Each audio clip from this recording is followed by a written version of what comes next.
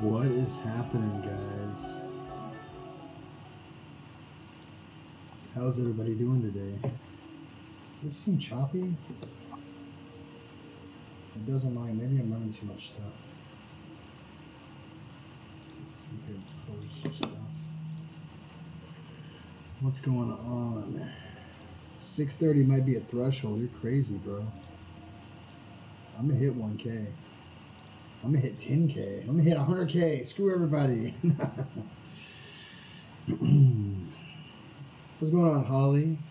Beast Drew, Pete, Lou, Sleek. Hope y'all are all doing well. It's quiet. I can turn it up a little bit. How's that? You was first. I saw you. Yep, exit that. Let's see if we can... Yeah, it seems a little better. It's Wrench Fest. Anyways, yeah, so we're going to get started with some creepy stories in a moment. I just want to check on everybody. The dang fridge in my my hotel freezes things. So it's right down there. You can't see it, but there's an ice chunk in there. Let's see if we can... Like, you have to, like... You see it in there floating? It's right there on top. Oh, jeez. Jeez, my phone's going crazy. Oh, jeez. Oh, jeez. Oh, no. Anyways, let me post up some links on the old doobly-doos. Can you believe we've done 233 of these episodes? 233. That's a crap ton.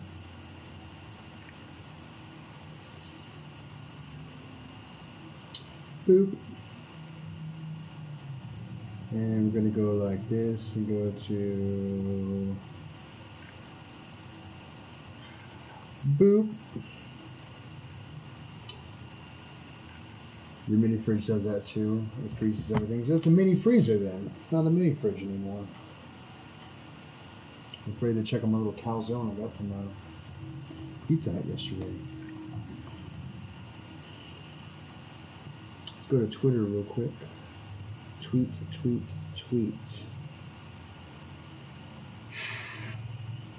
No, I'm just playing. We're gonna tweet. What's happening? I'm streaming.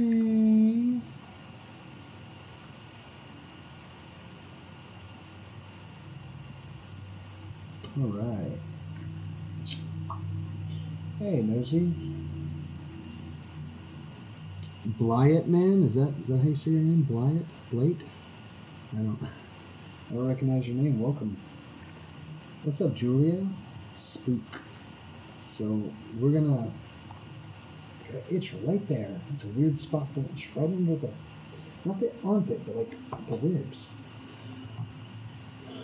Well, thank you for joining, all of you. I really do appreciate it. I hope to creep you out, every single one. We're gonna make sure the volume's down. No Russian swear. What? I dropped your phone yesterday and it cracked. Oh man, that sucks. Sleek, I'm gonna delete you. I don't know what that means. Hey, bandages, what's happening? What is it? You made me Google stuff and, I mean...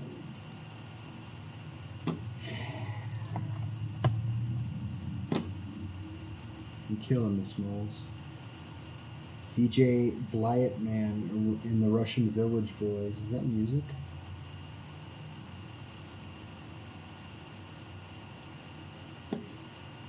That's why you pay for the insurance.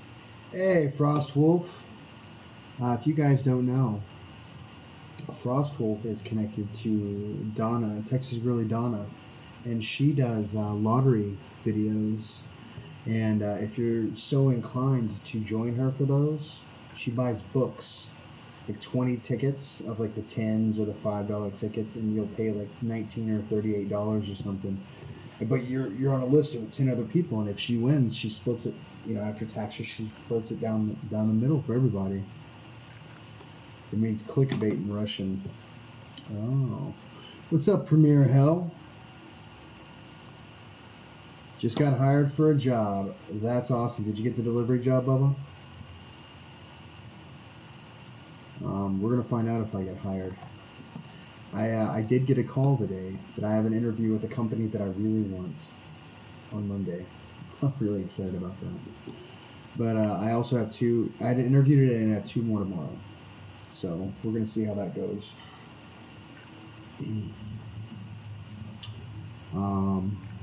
Yeah. And guys, why does my hair look purple? That's weird. Y'all should check out Premier Hell if y'all need some.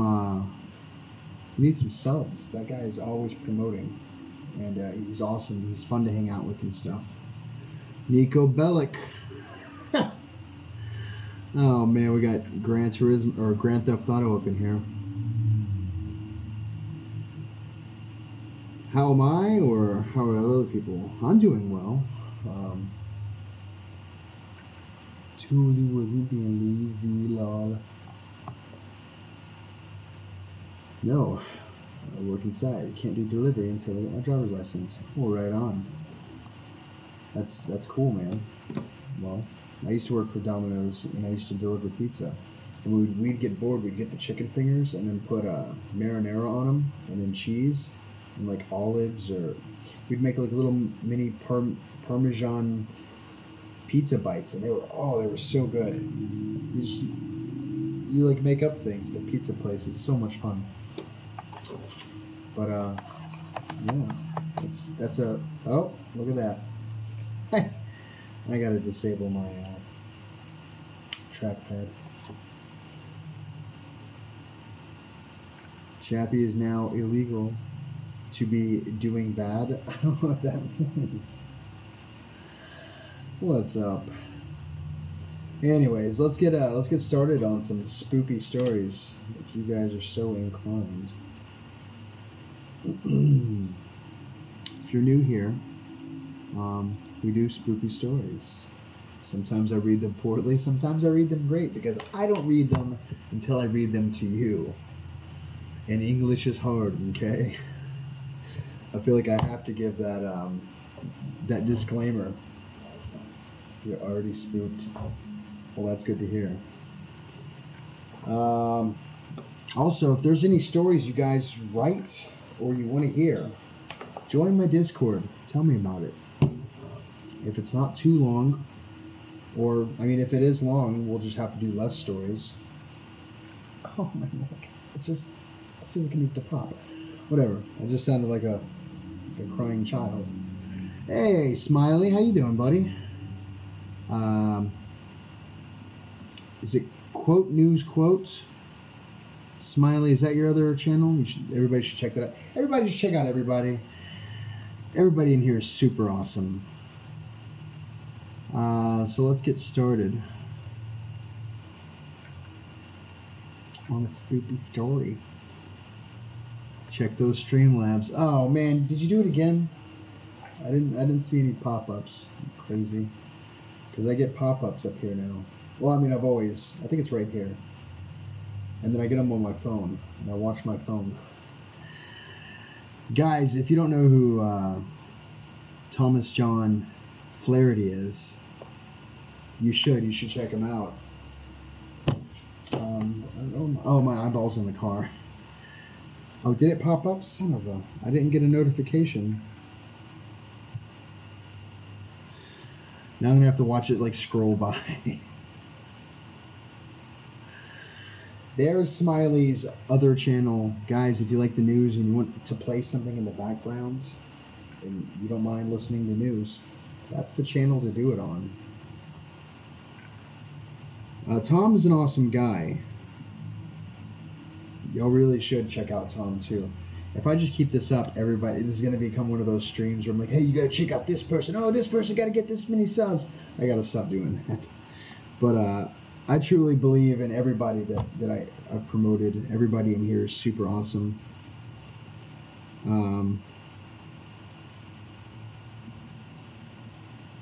What's today? Yeah, there it is. Freaking Tom with the $5. You crazy, crazy man. I love you. Thank you very much.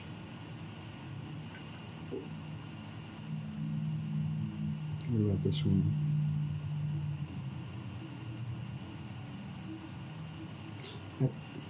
It's...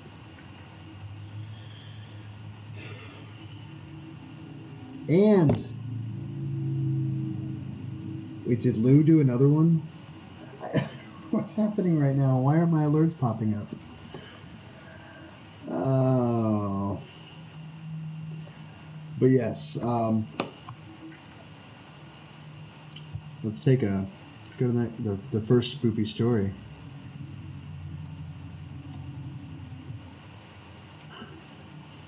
You're gonna love this name. It's kind of campy. It's the Axeman's Lullaby. I had to say it like that. The Axeman's Lullaby. So let's get started on this one. It's a quick 6-minute story, which should take about 15 minutes. There is the link. If you want to read along, because once again, English is hard, do so. And after the story's over, if you like it, go ahead and click on that link and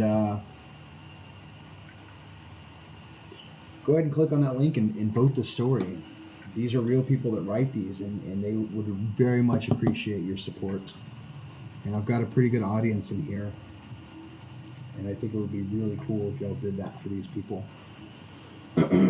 Like y'all thumb me up, give stars to the stories. But this one is The Axeman's Lullaby. It's by Christopher Maxim.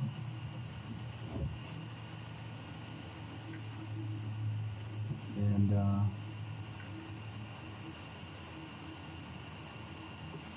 the plot twist is that he has bodies. Real quick, before I get started on the story, in the Air Force, we would have guys take the axe. Everybody would axe. Oh God, it permeated everything. But if you left your door unlocked, because you're supposed to always secure your door, it's a part of. You get so many courses on securing things, but folks would take it upon themselves to take a thing of axe. They'd find a door that's unlocked, and they'd puncture it with a pin, like a hollow pin, or a ballpoint pen. Puncture it, pull it out, and then roll it into someone's room like it's a smoke grenade. And you think someone, a 13-year-old that like smells constantly and sprays it all over himself, you think that stinks? No, have a whole bottle just going in your room. It never happened to me. They got me with the fire extinguisher, those bastards. But I had a couple friends that their room smelled like, I don't know, troll farts. I don't remember what the flavors were of Axe body spray, and it was. I mean, once it died down, after like a month, it was fine. It's like, did you light a candle? But yeah, it was so bad. Anyways, a little tangent. I apologize for nothing. This one is The Axeman's Lullaby. I was just a kid. I didn't know any better. Even if I could go back, what could I have done differently? Could I have changed what happened? Could I have done anything at all? Probably not. Even so, I can't seem to help but dwell on the details. Some nights it keeps me from sleeping. I can only hope that sharing my tale will help ease the burden. I don't remember much of my childhood before my mother passed away. I was told she was struck by a car on her way to work. I was only 4 years old, Still, I know that I loved her. Part of me still does. It's strange, lingering. It's a strange, lingering feeling that doesn't go away.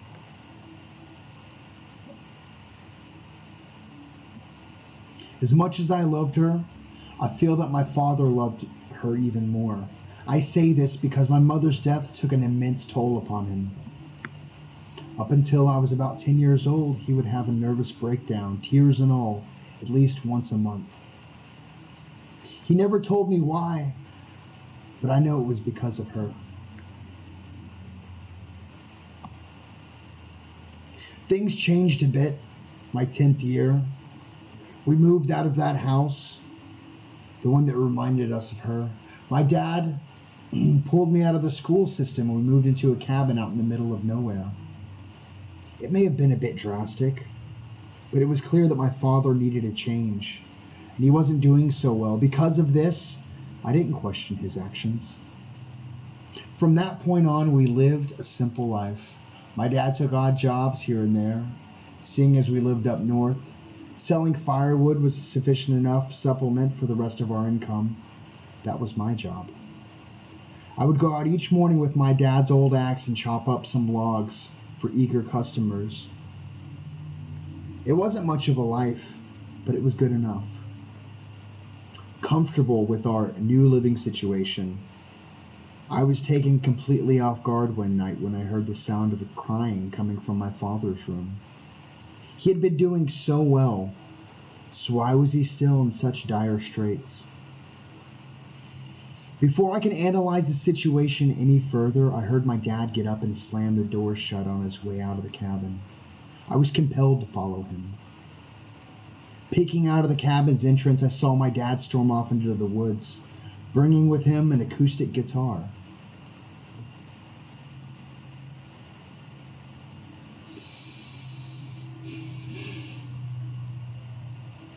I've seen the guitar before, and I knew my dad used to play, but I'd never seen him handle the thing. I figured that those were the years behind him. Curious as to what he was up to, I followed him to the forest.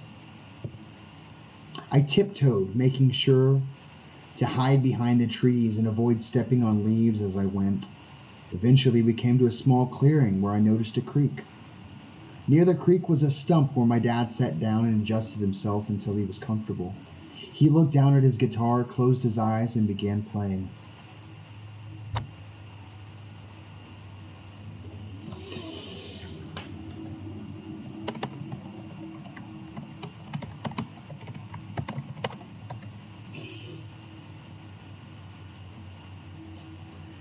I stood in awe of what I was hearing. A haunting, melodic mixture of my dad's voice and the rustling of the trees and the wind filled the forest. I knew he played, but I never knew he could sing. It was amazing, for lack of a better word.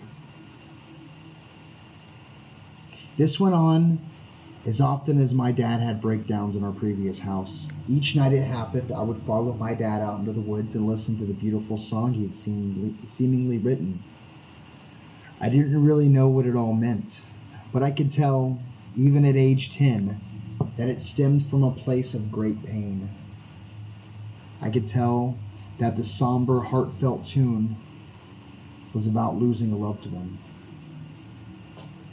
Whenever I tried to picture my mother, I always imagined blurry and out of focus, almost as if what little memory I had of her was slipping away.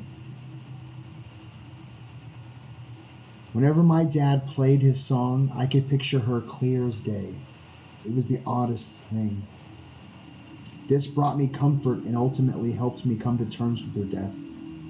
I had hoped at the time that it was going to do the same for him. Being 10 years old, though, it was hard to tell what was going through an adult's mind. Many months passed. The routine was nice for a while, but one night, everything changed.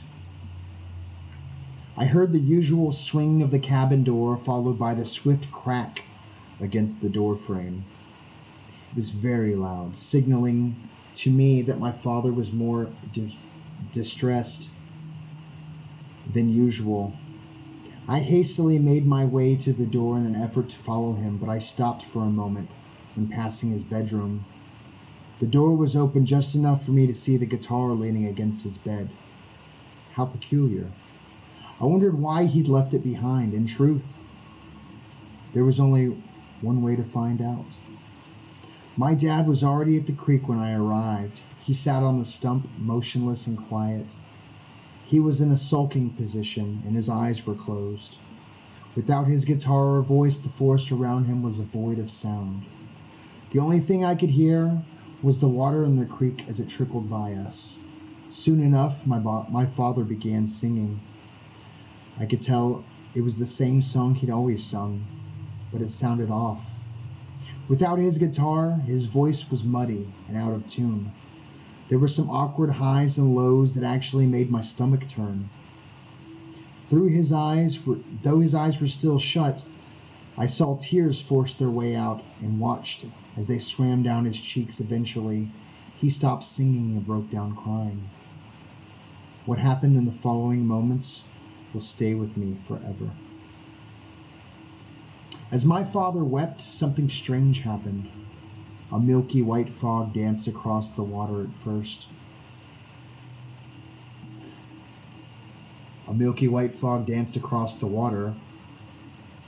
At first, I thought my eyes were playing tricks on me. But eventually, the white smoke gathered above the creek and took the shape before my very eyes. It was a spirit. No ordinary spirit, mind you. It was my mother. My father stopped crying and instead began shivering. He opened his eyes and looked up to see the specter. He almost fell backwards in fear. The ghost of my mother reached out and began choking my father. His face went from red to blue before my mom stopped. He fell to the ground and vigorously gasped for air. I couldn't bring myself to lend a helping hand.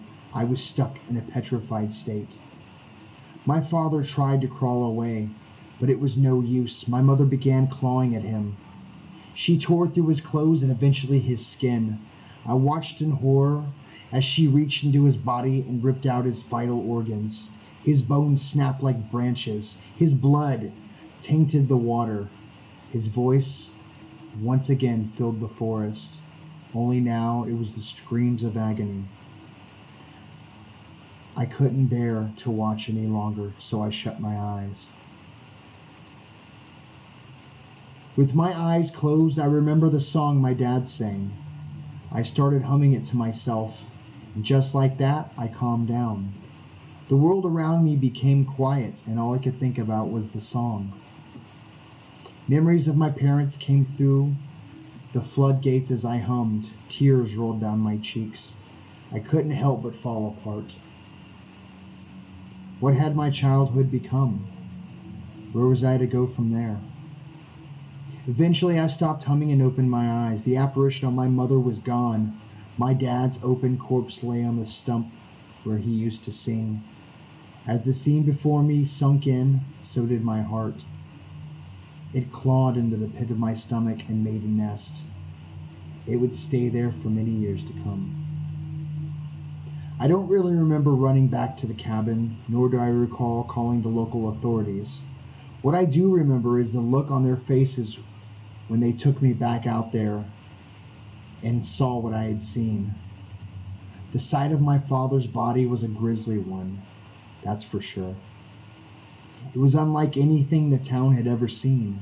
Still, it was taken care of in a swift and respectful fashion. In the coming months, the investigation came to an end. Cause of death was never determined. But that doesn't mean there are no answers found. My mother's body was discovered buried beneath the creek. My father's axe was determined to be the murder weapon. One of the theories floating around the town was that my dad was the jealous type. They think he convinced himself my mom was having an affair and then lost his marbles. Feeling guilty, he moved us out near the dump site so we could be close to her. I guess we'll never know the full story, but one thing is for certain. My mom had her revenge.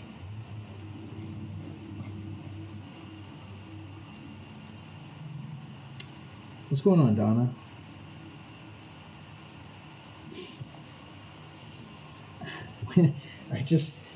So anyways, here's Wonderwall. I couldn't. Oh, come on, melt. I couldn't. I had to. So I just started laughing to myself. How are you guys doing? That wasn't really a spoopy one per se. But, yeah, it was a good story. I give it an 8. Go ahead and going to get tickets, LOL. You go get them tickets, Donna. Guys, after this stream, Donna will probably stream. So y'all should check her out.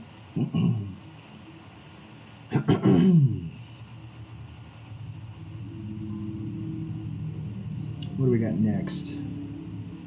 Interesting story. Here's a really short one that's really low ranked. I'm not going to read it. Do you mind? Trying to do a stream here. Someone outside popping stuff. As long as it wasn't my car, fine. Yeah, I need to get me to 1K, I know. I'm getting there. Ooh, this one's called the Mirror Box. I like rites and rituals.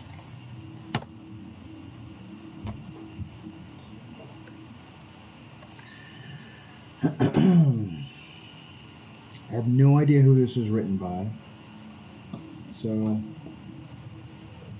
but it's got an alright 6.91 stars out of 10. Almost 7. So let's do this. It's a rite and a ritual one.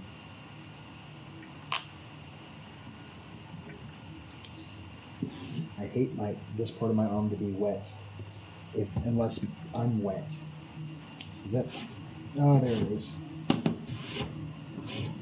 Yeah. Get off my desk. Get off my desk. Get off my desk. There we go. So here's the story. Let's go ahead and give it a listen. Unwet it. There's the linky link if you want to read along, but it's a short one. So, though written about in fiction occasionally, the mirror box is quite an old invention. Being inside of one can be an enlightening or traumatizing for the witness who bears its burden. The procedure is simple, though finding and preparing the materials require might. Though finding and preparing the materials required might take some time. The materials to construct the box are 6 square metal sheets, slightly taller than the witness. The length should never exceed the height of the witness with raised hands. One of them should be larger than the rest by at least the thickness of the sheets themselves. The materials should preferably be made of graphite or lead alloy for the most prominent effect. 5 nearly perfect aligned mirrors, not misaligned, aligned mirrors, sealed upon the metal plates. Each of the 5 will form the sides and bottom of the inner box. One larger mirror should be attached to the large metal plate, which will be used for the top. A simple light source of pure white or bright yellow. The light source should emit almost in all directions. Candles can be used, but carbon dioxide and monoxide poisoning is a problem. The light source should be planted upon the mirrors. Should not be planted upon the mirrors or receive any outside energy. Construction techniques are left up to the witness. 2 or 3 alarm clocks An extra alarm clock of any kind is also needed. Watches are alright, but not suggested due to the small, tight face and hands. Wear simple clothing. Do not bring any objects. Witnesses have often crowded the box, causing it to become either useless or highly dangerous. This includes jewelry, food, weapons, religious materials such as beads and crucifixes. An assistant is required to help the witness in and out of the box to get help in case of emergencies. The assistant should be trusting and strong-willed as the witness. 2 ladders. Several blankets, water, medical remedies, and a first aid kit. When the box is complete and ready to use, prepare the alarm clocks to ring around 10 minutes after the witness planned an entrance. Depending on the material used for the box itself, the time of day will not matter, but at night during a new moon is suggested. Despite intuition, sound does not play a large role in the event. The witness should use a small, unattached ladder to enter the box. The top should already be in place upon the box, with an opening large enough for the witness to enter. Once inside, the witness should be handed the light source and the clocks. One should be kept with the assistant. The outside assistant should ask sincerely whether the witness is all right. Once confirmation is given, the top should be moved to seal the box. The witness may turn on a light source once the box is sealed. At any point, should the witness ask to leave the box, if soundproof, tapping sound should be used.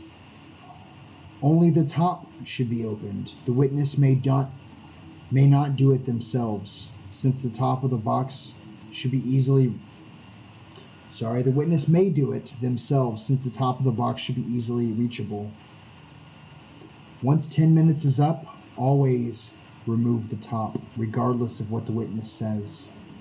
Some witnesses may plead to stay inside the box, even suggesting great danger should it be opened. The assistant should never trust those pleas. Suffocation is only one of many concerns should the witness stay too long in the box. Once the top of the box has been slid open, place the second ladder in the box to allow the witness to leave. If the witness has any serious wounds or discoloration, call for medical help. Should you happen to meet a witness, never trust what they say about their experience. Never ask them for the time or where Antrumba meets. That's kind of a weird one. That was such a nice, creepy voice. Well, thank you. This is what it says, Antrumba. Anybody know that word? I'm going to Google that one.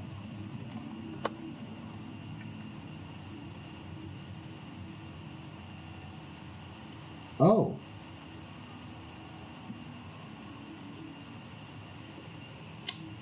Well. Umbra, Pentumbra, and Antumbra are 3 distinct parts of a shadow created by any light source after impinging on an opaque object. Assuming no diffraction for point source, only the umbra is cast. The names are most often used for shadows cast by celestial bodies, though they are sometimes used to describe levels such as sunspots.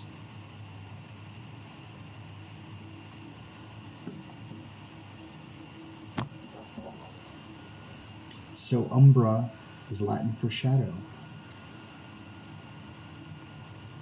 And antumbra is the region from which the occluding body appears entirely within the disk of light source.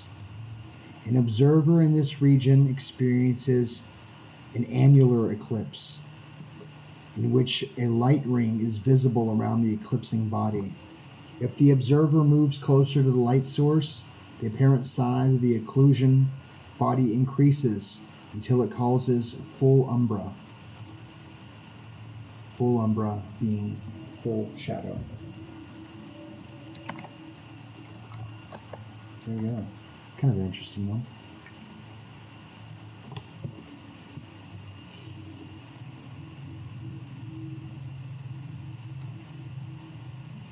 Yeah, that'd be cool if I did a creepy book.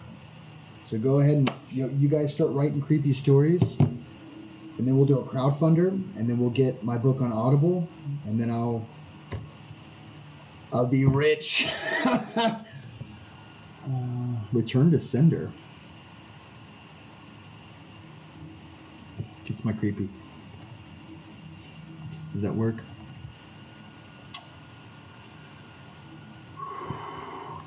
How are we doing on this Pepsi? No, there's still ice in it. Not opening it until all the ice is gone. Could I put it in the microwave? Might be a bad idea. I think I've told some of my older viewers, remember, I still want a Lamborghini.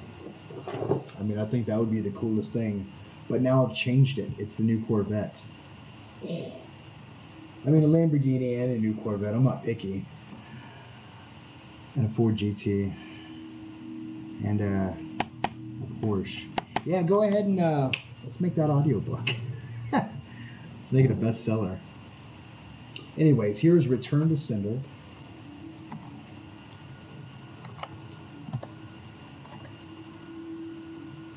Mustang? Well, I already have the Mustang. I'll just pay it off. I only owe like, I don't know, 19 grand on it or something.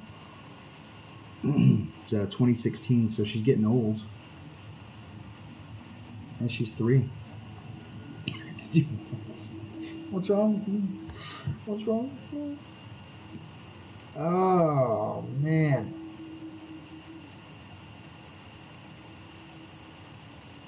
La, la, la, la.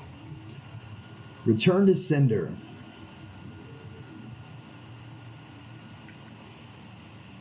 Here's my garage, standing in front of my Corvette.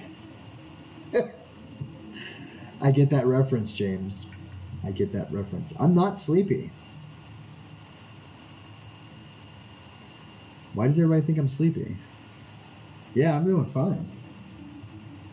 My eyes were burning because I turned off the AC because it makes too much noise. So anyways, here is Return to Sender. And I'm not taking a nap. I'm going to bed at a regular time. Hello, hello. That is atrocious. I'm never going to do that again. I look tired, do I really? No, I'm fine. I don't think I have any more energy drinks. Ooh, I do.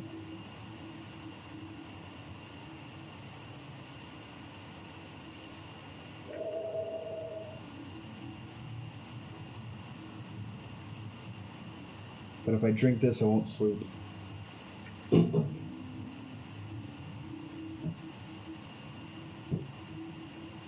Oh, the hot water from the Pepsi bath is cold now. Yeah, it actually went before I paid for YouTube. Yeah. Do you prefer the summer blue Red Bull? Does it taste full throttle? I gotta read you the can.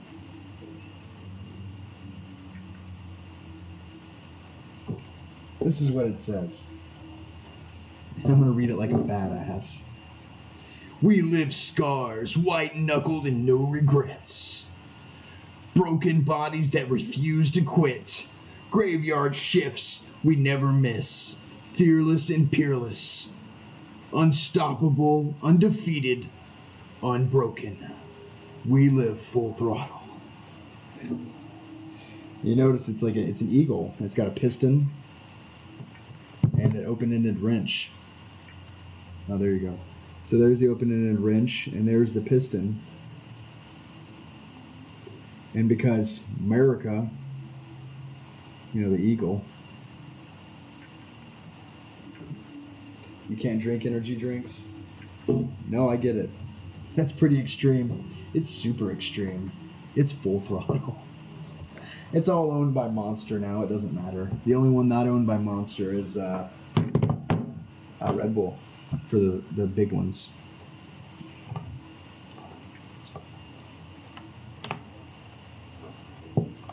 getting messed up in cables. I don't know what's happening. All right. So this one is return to sender.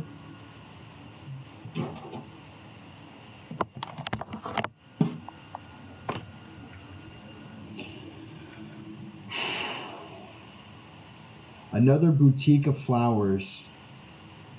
Nope. Let's start that over. Another bouquet of flowers showed up today. That's the third this week. They're beautiful flowers. They really are. Roses and lilies, bursts of color, and baby's breath. Lovely arrangements that would make anyone happy to receive. I forgot about that. I should pop that. Yet, every time they arrive, I can't help but feel a stab of fear. Guess I should explain. This all started back in college when I started to date this guy. We'll call him Mike. He was a nice guy. We just weren't really compatible. I don't know. It didn't work out for the same reasons. A lot of things in college don't work out. And I would never have given it a second thought or really remembered him at all if it weren't for the flowers. The first bouquet showed up the week after our first date, after I had texted him to say this isn't working out. They were vibrant blue chrysanthemums and white roses. They came with no note or explanation. They merely appeared on my welcome mat in front of my apartment door. I waited for him to try and follow up, to get back together with me, but he never did. I even texted him to thank him for the flowers, and he insisted he didn't send them. But of course, he'd say that.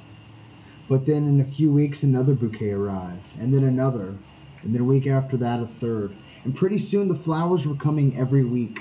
When I moved out of my apartment, they were waiting for me at my new address. When I got a job in a different state, they arrived at my workplace, placed cheerfully on my desk. I called and texted Mike, trying to get him to stop, but I kept getting a message failed or this number has been disconnected. I guess he changed his number. Maybe he didn't want me calling to harass him. The flowers kept coming, and I started to get creeped out. How did he know where I lived? How did he keep finding me? I changed my phone number. I moved. I became meticulous about hiding my identity online. I called the florist and begged them to put me on a no-deliver list. I even called the police and tried to file a report that I was being stalked. Let me tell you, trying to get the police to do anything about a guy delivering you flowers, not an easy talk.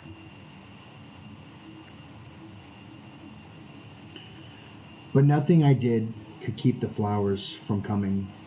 Couldn't stop the flowers. They just kept showing up every week, and then twice a week, for nearly 3 years now. No matter where I live or where I work, somehow the flowers just keep coming. What brings us to today, the newest bouquet. Usually, when I get them, I'm exasperated, or a little uneasy, or just plain mad. But lately, I've been getting more and more scared. Because I was on Facebook the other day, prowling through our friends of an old classmates, snooping around the way you would do you had a couple drinks and a free evening. And I found Mike's Facebook page. It was covered in messages of mourning and memorial, because Mike's been dead for nearly 3 years. That was by T.L. Bodine.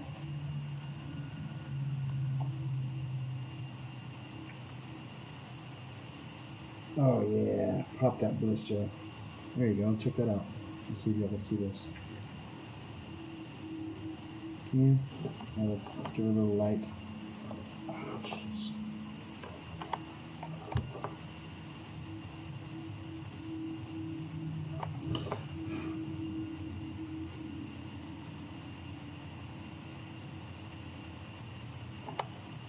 See if you can, I don't know. It's right there. Whatever. It was a pretty good blister. You hope Mike's not dead? No, not the same Mike.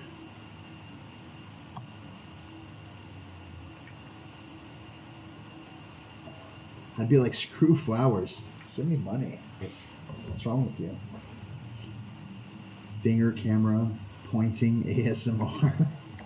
Just let's do this for 30 minutes. Pop this. This is the last thing a Zit sees. Mike is an undead.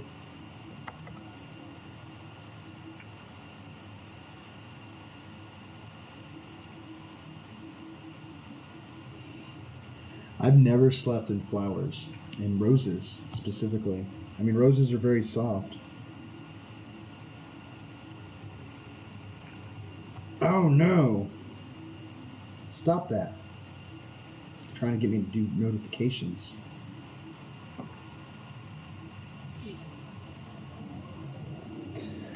I did.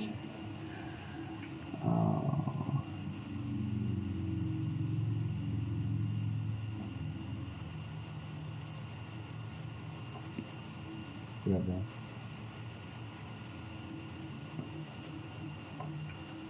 This one's called Verona. Verona. That's not how it goes. But that's what I think of when I hear it. Fire, smoke. Triumph? That's what it says. How's that Pepsi doing?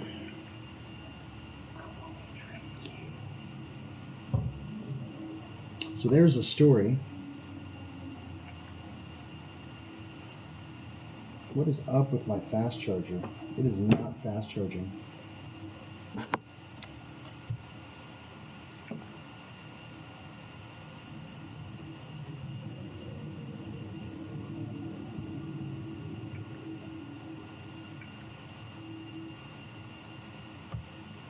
You would love to see me out in the woods next to a campfire telling spooky stories on the stream.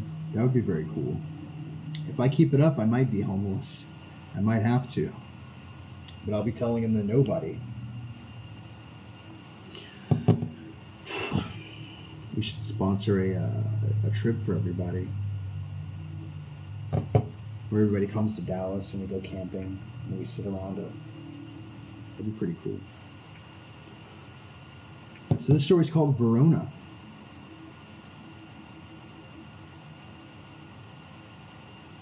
You can homeless bro with me. When I was 8, I decided that I wanted to be a ghost hunter. At that tender age, I was torn between the terrifying excitement of being alone in a haunted house at night and the soothing reality that there was probably nothing to be afraid of.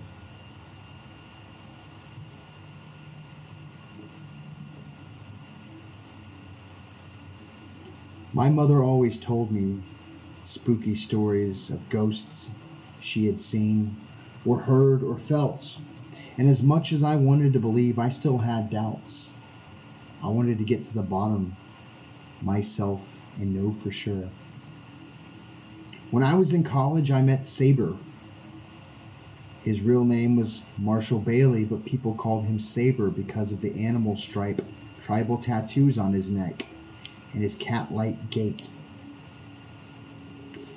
We began talking in our cryptozoology class. Saber had a knack for knowing more about some of the creatures than our professor. I learned that he was a paranormal photographer, and after weeks of getting to know each other, he brought me into his ghost hunting team. There were 5 of us: Julie, the electronic voice phenomenon expert, EVPs; Jonathan, who had the thermal imaging equipment to monitor changes in temperature and electromagnetic fields; Sal, who had the connections to get us into popular haunted locations; Saber was there to film it all, and then you had me, the skeptic. Saber felt like it was important to have an objective person in the group to keep a level head. Saber had been building his team for months. As he was finally ready for the first assignment, it would take place during spring break. We were headed nearly 800 miles away to a small town in Louisiana, where the flat expanse of Indiana turned into the sprawling green of the South. We knew we were almost there. We left on Friday, and after 3 long days, we emerged from the van. We were here. Hotel Verona. Hotel Verona had been abandoned since 1971, once a popular stop along the way to New Orleans. Now it was a dark stain in a quiet village. Having done my research, I knew that the hotel had been built by wealthy Martin Vasseur in 1948. Named after his wife, Verona was known for being an aesthetic grandeur, luxurious creature comforts, and some of the best Cajun cuisine in the area. During its first decade, many famous faces and well-to-do travelers made sure to spend a night at the hotel and dine within the exclusive club Adelaide. During the 60s, however, Vasseur had financial troubles, and the addition of new major highway routed traffic away from the elegant Verona. After gambling heavily to try to revive some of his fortune, Vasseur lost most of his money by 1968. His wife caught pneumonia soon after and died, leaving him alone and penniless. The Hotel Verona hadn't been a guest since June 1971, and on a quiet night in August, Martin Vasseur shot himself in the lounge of the lovely Adelaide. Hey, JTV. Without an interested buyer, Verona's beauty faded away. In 2008, a historical society tried to renovate the old hotel, but the strange noises, injuries, and reports of being unable to remove artwork scared away the workers. Some believed that it was the ghost of Martin Vasseur protecting his original masterpiece. Others of the hotel already beheld a sinister presence. Once that brought financial ruin to Vasseur and death to himself and his wife. This theory would explain why the hotel seemed to deteriorate so much in just a few decades. The stories and the pictures did not do the hotel justice. Through the faded design and obvious signs of years of neglect, it was easy to see the impressiveness of the Verona in its time. Saber started at the monument with a short reverence. I smiled, excited for the night, and began to investigate. Entering through the ornate French double doors into the lobby, we immediately smelled the stagnant air. It had been a while since a breeze had penetrated this fortress. Dust covered every inch of the main floor, from the oversized concierge station to the grand ballroom. Occasionally, a critter would scurry off to safety. We decided to first set up the equipment in the old Adelaide restaurant and nightclub where Vasseur killed himself. It was in the basement of the hotel, and since the elevators were no longer working, we had to lug the machinery down a flight of dusty, creaky stairs. I was the first into the club. All of the immediate closed tables sat along one of the 4 tiers, looking down onto a stage. You could almost hear the Louisiana jazz playing as the finely dressed waiters served French wine and spicy jambalaya and prawns. As Julie, Jonathan, and Saber set up their equipment, Sal and I passed out sandwiches. Our clock showed that the sun would be setting any time. And it didn't take long before we started getting some activity. Julie's EVP monitor started picking up some sounds very soon after dark. In that old abandoned place, it's easy to feel like you weren't alone. After listening to the playback on the monitors, Julie played her audio recording for the group.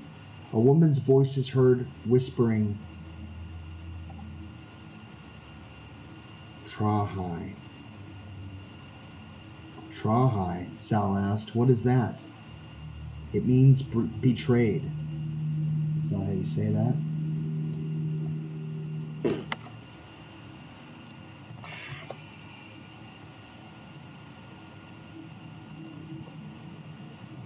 Whatever.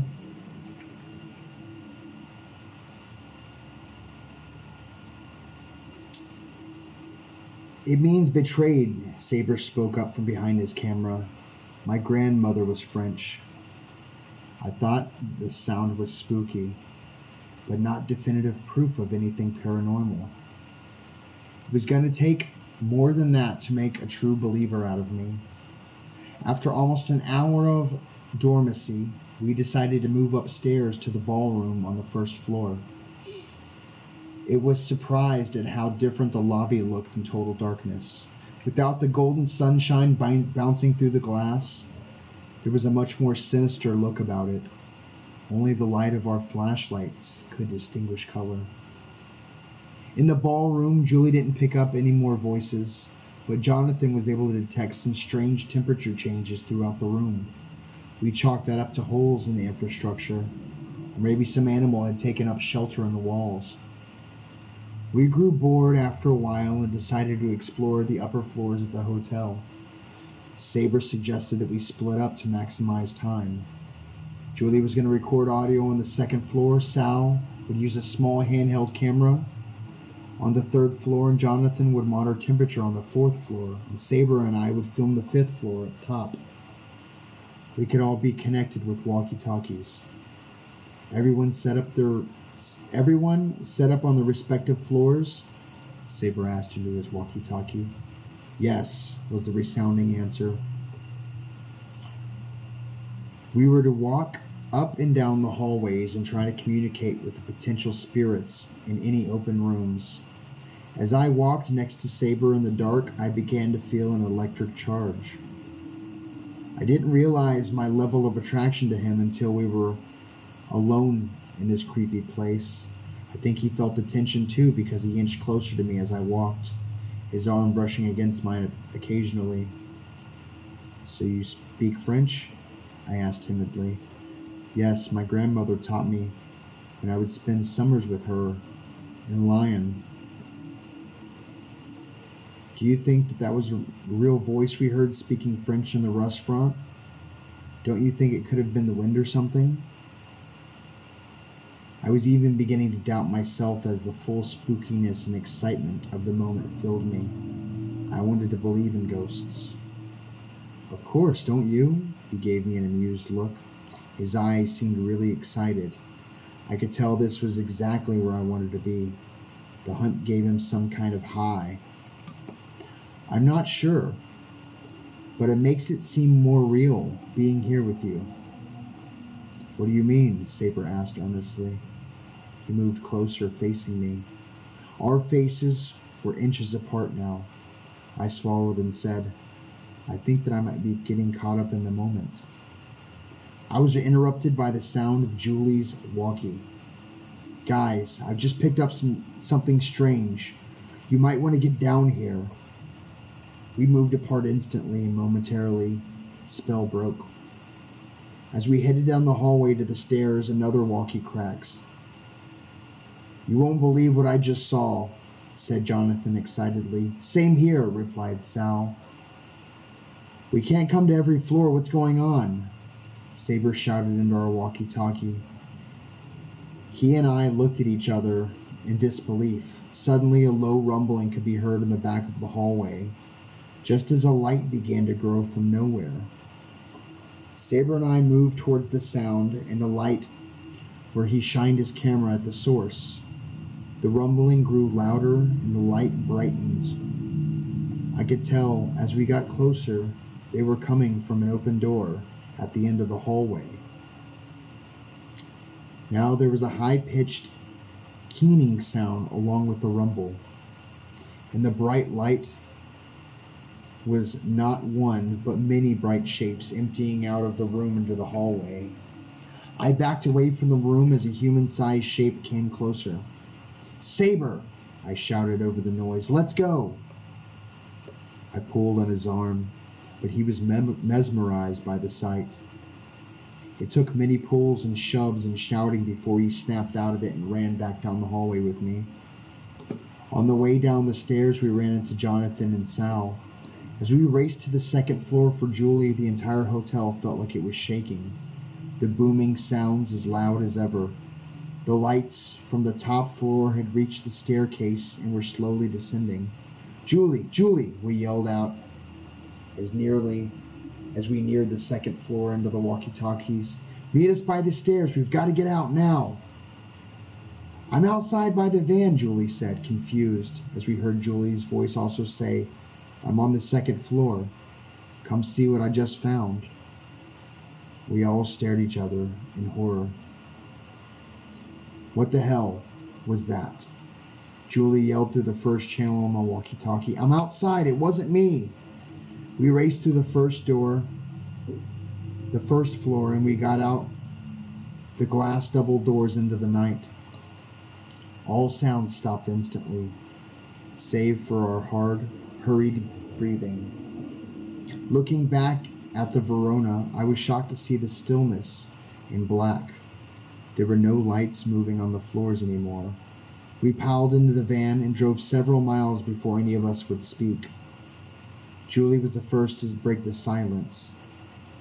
"I was never on the second floor. I went outside to the van first to go get more batteries because my walkie-talkie died. When I tried to get back in, the door was stuck. That's when I heard you guys screaming. What was that?" She slowly shook her head. "We heard you earlier on the walkie-talkies too. You told us to come down right before, well, whatever the hell it was. And Jonathan and Sal said they saw something too," Saber recalled. "No, I never said anything. My walkie died right after I heard Julie," Jonathan said as he looked fearfully at Sal. "Mine too," said Sal. "This is messed up. I heard loud noises upstairs and ran to find you guys. I ran to Jonathan just seconds before you two appeared." "Why was it impersonating us?" Julie asked. "It sounds like it wanted to get us on the second floor," said Saber. It was silent for a while after that. The trip back home was uneventful, and we made it in 2 days instead of 3. None of us felt like stopping. I lost contact with the group after that. I think we all just wanted to forget the experience. We were amateur ghost hunters, and none of us were prepared for what had happened. As it turned out, none of the equipment had worked properly, and all the footage and recordings were lost. It was easy to pretend that it was all a nightmare after that. I don't know anymore whether I believe in ghosts, but I do know now that I no longer want to. Epilogue. After I submitted the story, I received messages from readers about the land that Hotel Verona stands on. It seems it had a much darker history than I knew. Before Martin Vasseur bought the land the hotel was built on, it was owned by a family in the 1800s that acquired it during the Louisiana Purchase. The family had enslaved a number of Haitians that had just made it to freedom after the Haitian Revolution. It was believed that a voodoo princess was among those enslaved, and she cursed the land.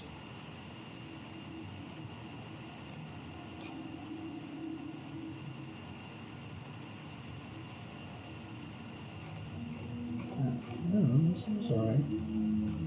Can I drink my Pepsi yet?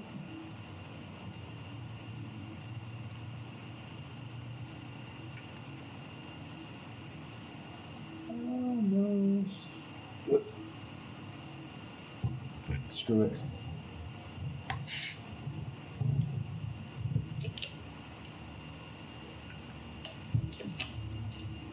Yeah, it doesn't taste right.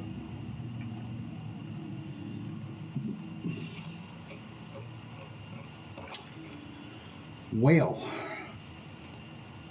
we've been going for about an hour. I'm gonna take.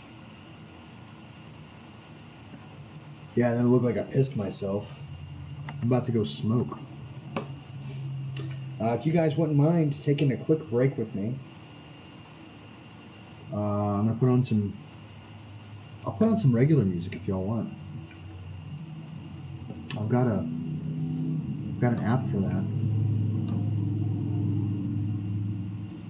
Just gotta find it. Pretzel. There it is. But I don't want any of you to move, because I'm gonna run downstairs, smoky smoke, talk to y'all on this thing, this doobly doo, and yeah.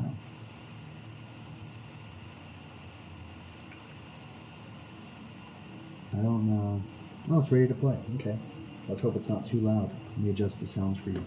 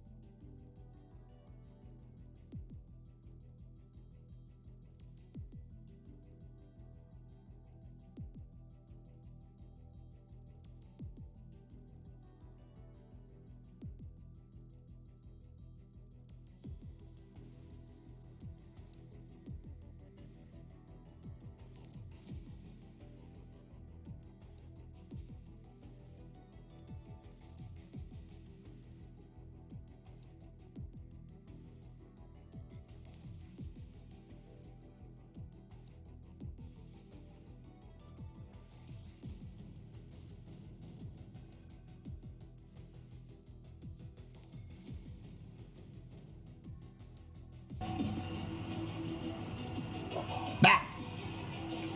Oh, I'm sorry. Oh. Alright, let me, Boop. Probably could have done that first.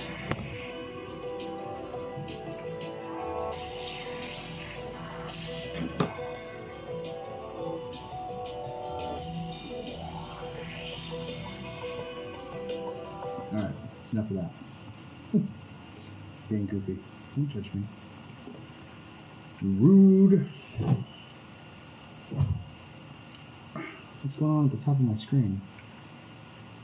What is this? That's supposed to be the text for that program, and it's all messed up.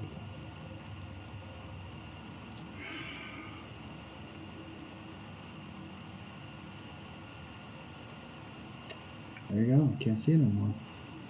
Chappy dancing. Something like that. There we go. Welcome back, everybody. So you folks want to see a spoopy game.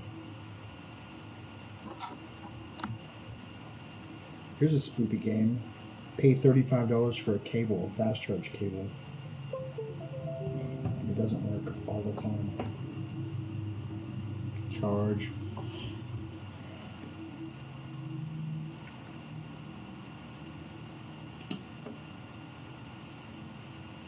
It itches. It itches. Alright, let's see what spoopy games I have on here.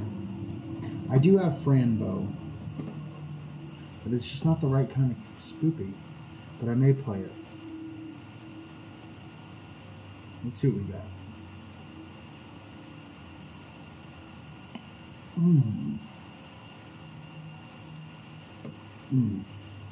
That is nice.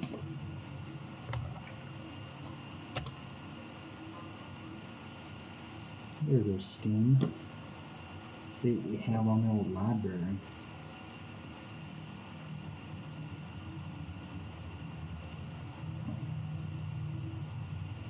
So I can see y'all. We just switched to PC. We're right on. We've got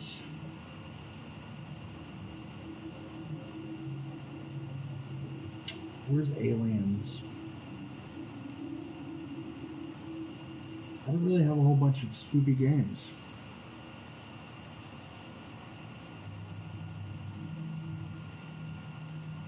You guys want to see Franbo? It's a point and click game, and it's sort of creepy.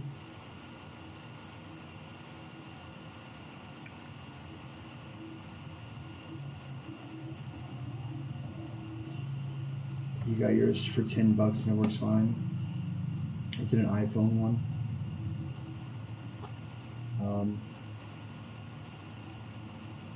So I've got Agony, and I can't play that. Black Mesa, Card Life, Conan Exiles, Dark Souls, Dead by Daylight, Franbo, Friday the 13th, Layers of Fear, No Man's Sky, Pacify that I don't want to play until I have everybody here for that. Portal 2, Risk of Rain 2, Signal Simulator, and Witcher 3, The Wild Hunt.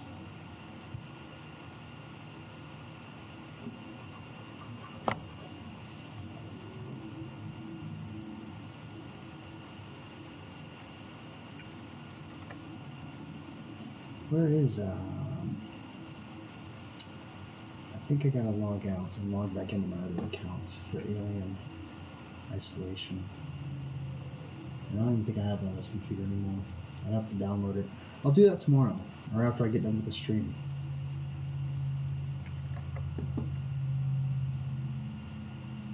So what do you guys say? I've got the Forest. I need to install that. I'll install that now.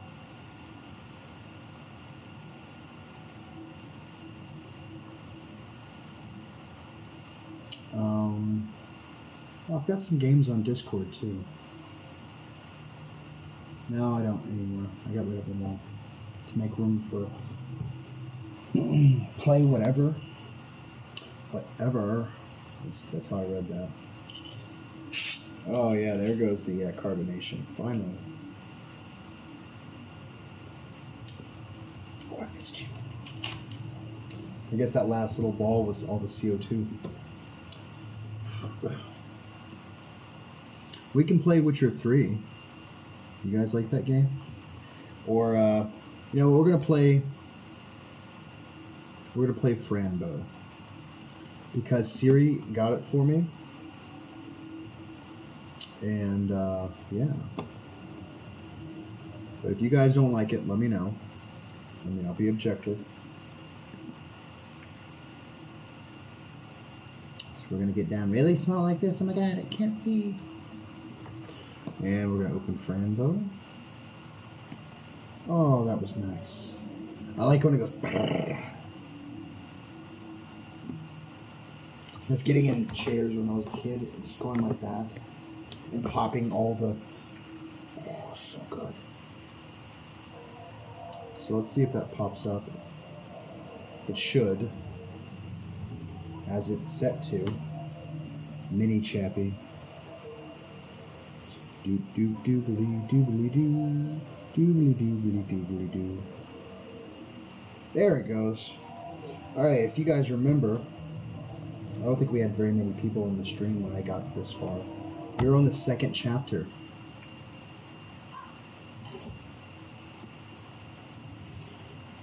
Oh my goodness, that was close. I hope the guards don't find the sewer.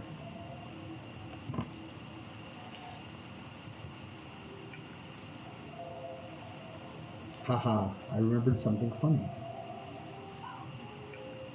A very old uncle tried to blow on one of these.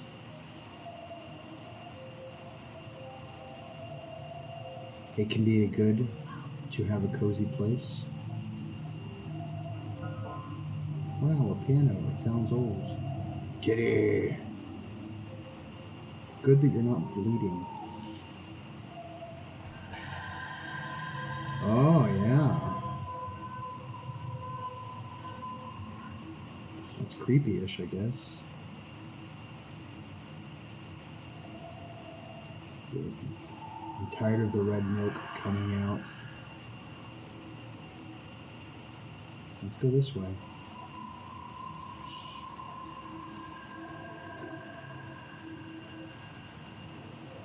Ooh, a key. Curiosity is damned. Damn you, curiosity. Oh, I like to be curious. Otherwise, how will you learn things? What are you? Are you kind of curious yourself? What is the right question and why should be more appropriate? I want the key. I don't have time to chat, sir. I want the key, that's all. But that key isn't ours, and it's not yours. For sure. Just give it to me. I want to know what door could be opened with this. We couldn't care less. The affection towards you is simply none. And Fran, you were very honest and I like that. I'm a person, Fran. Pleased to meet you. Interesting, tell us more. I had a cat. Well, I had one. I have a cat, had one. He's missing now. I have to find him. Really? Yes, really. Now please give me the key. Look, person friend, we came from the south. Flying as always. And one of us got curious about the key and all of us got stuck here. And because of our long hair, we can't get loose. So you're also curious, can I help you? We usually get stuck in trees, but we have something to fix that. A beautiful comb to comb out our hair every time we get stuck. Give it to me, and I can fix it for you. There was a problem. A filthy thief took the comb. Now we are stuck forever. If you can find the thief and the comb, you will have the key. Deal? What does it look like? It's a rat, a filthy narcissist rat. He took the comb to be beautiful. We couldn't do much, so he just ran away with it. Please find it and free us from curiosity. I'll try my best. We will be here waiting. Is he here? Let's go this way. Oh, look at you. What kind of nightmare creatures are you?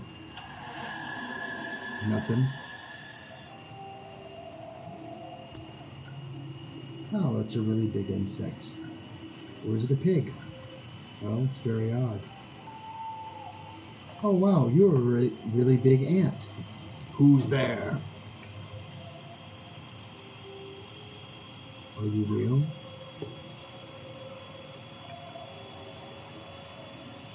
You always seem to ask the same thing, always. Always? What do you mean by always? Of course I'm real. Where did you come from? I escaped the mental hospital. But please don't tell anybody. I won't tell, don't worry. But what are you doing here? My cat is out here somewhere and I have to find him. A cat, you say? Yes, sir, a black cat. With very big yellow eyes. Mr. Midnight. Oh, I see. I'm sorry, girl. Have you seen it? It happens to be that the cat is eaten, chewed, and swallowed. Stop the nonsense.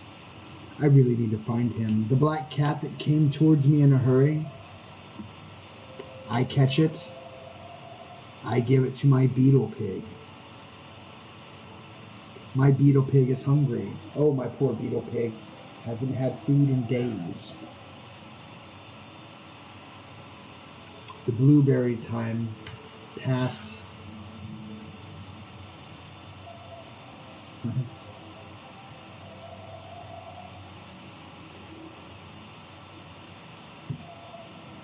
The blueberry time passed by, and we ate them all. Stop it. Can't you see Mr. Midnight is the only one I have? Please tell me that you are joking. Oh, little girl, don't cry. I can sing for you if you like. What will I do now? You don't know how it feels to be alone. I do know, yes. I'm the last one alive. Let me help you, yes? How could you possibly help me? The digestion is not so fast, you know. Maybe he's still alive inside Beetle Pig. Should I do something like make Beetle Pig vomit? Kill the Beetle Pig. He is also the only friend I have left, but I need the meat. I'm curious to know if my kitty is still in there. Do it. You can kill the Beetle Pig, and I, Antonio, the greatest, shall eat the meat.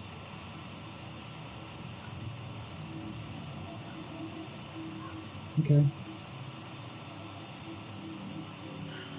Oh, that'll kill Beetle Pig. It's an owl, stupid. Yeah.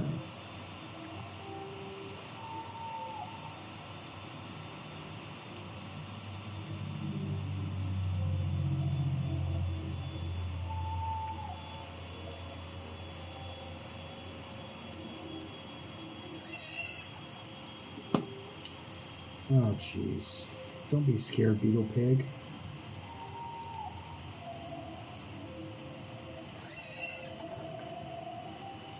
What nightmare creatures do we have here?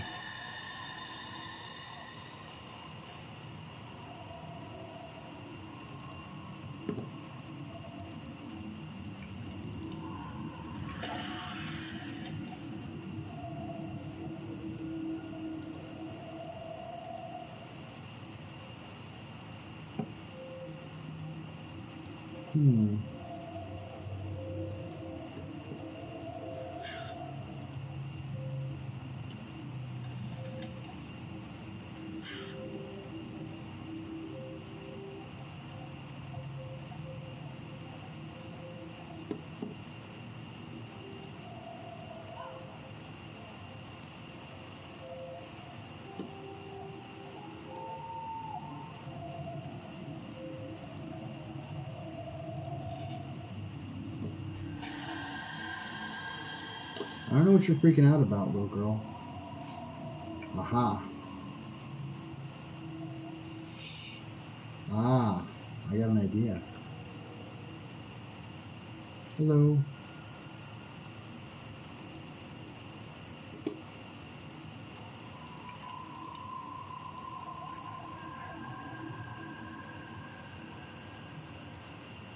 Oh.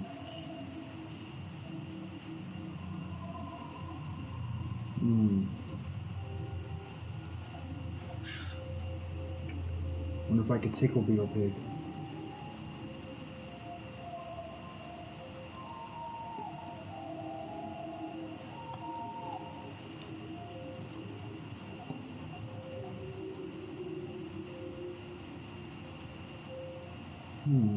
What if I kill you?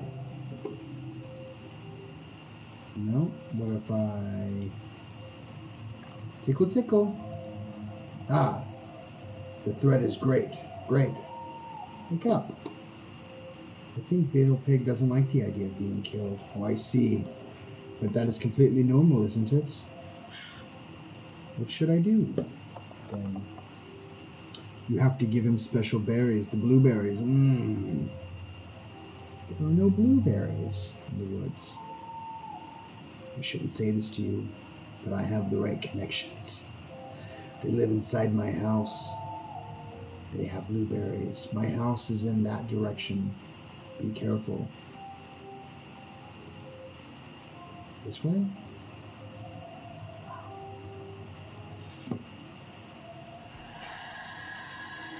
What does that say? Make an entry. Yeah, with the door. Yeah, no, I get that.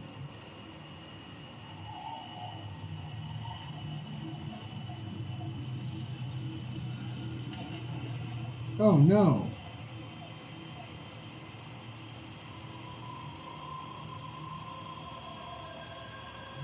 I can't help you right now.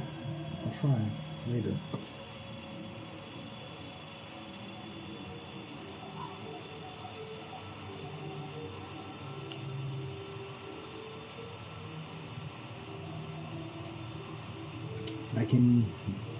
I can destruct it.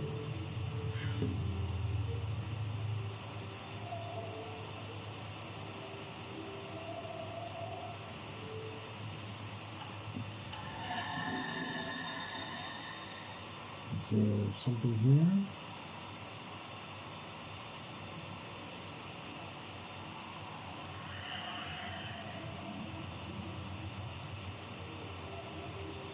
The key.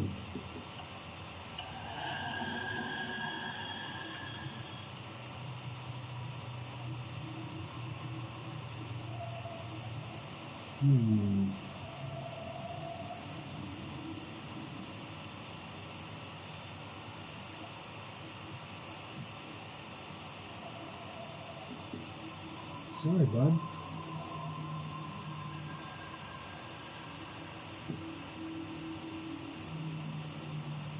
I bet there's something here that I didn't click on.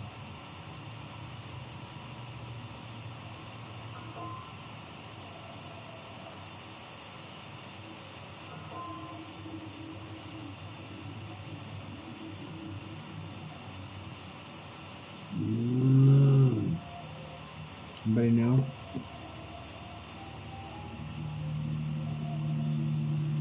Does anybody know what's going on? Can't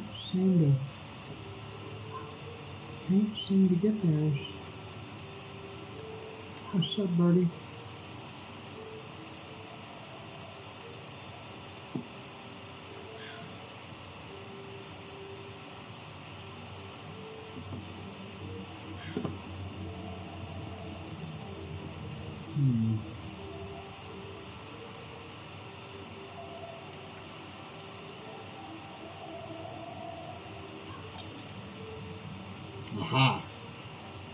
Aha.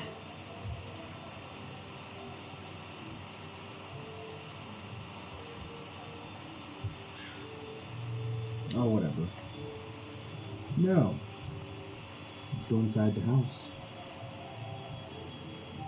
Nightmare vision.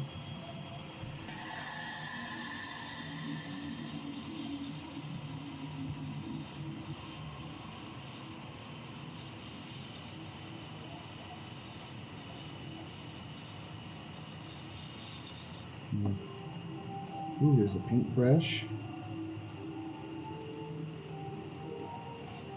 Ah, glue.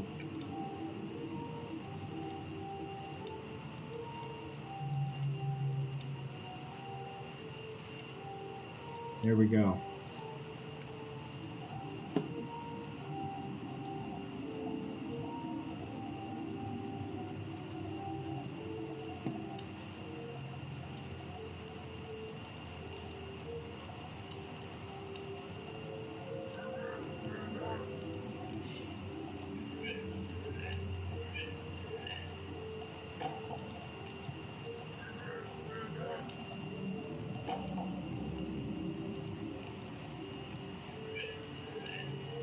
Gotta figure something out.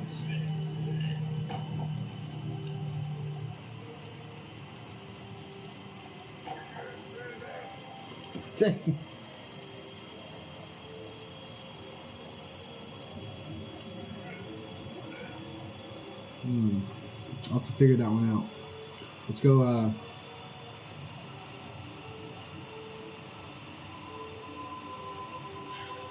Oh.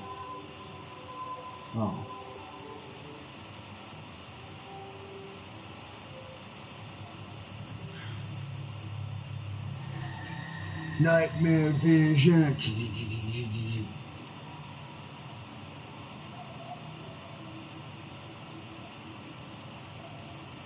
Oh. The key. Let's go back to the ant hole. I'll help you as soon as I can. Oh, let's go into nightmare vision. No. I can't go into nightmare vision when I'm in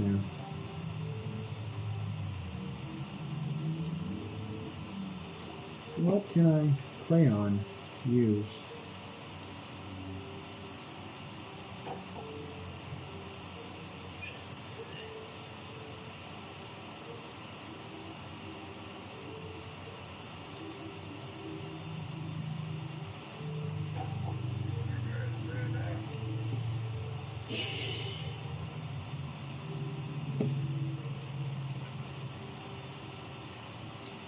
Just smash him, I mean... Alright. What else is there?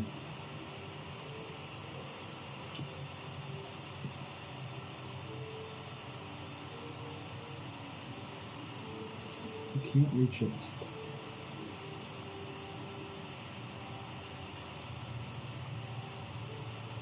Oh. That'll be good for the ants.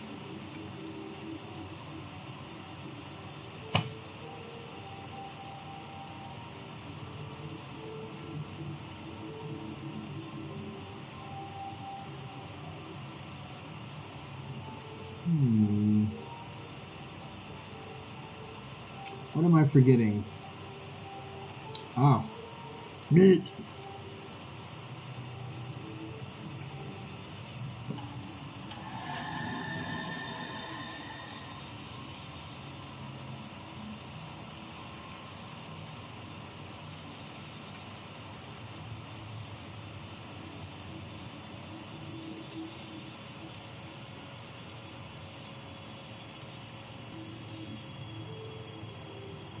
Let's try this.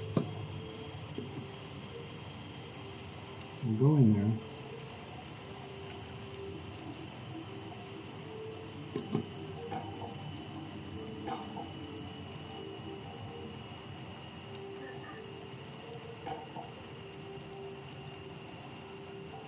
Haha.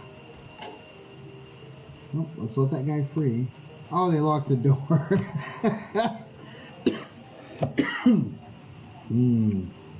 Chicka boom boom 420, oh yeah.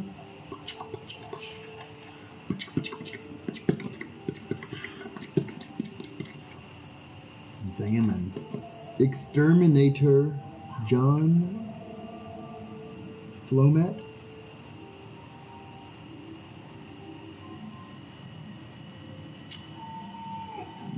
Berries used on the pig. use on the pig. Oh, there's the rat. So you saved me from misery. Good for you. I want the comb.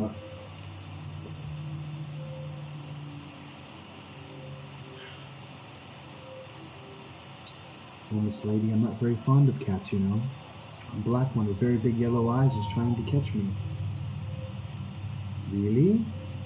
I seem you get in trouble often. Wait, maybe he's my cat. Oh, my lady, if he is. Then he's the one in trouble now. What happened? I can show you. Follow me, please. It's not far from here.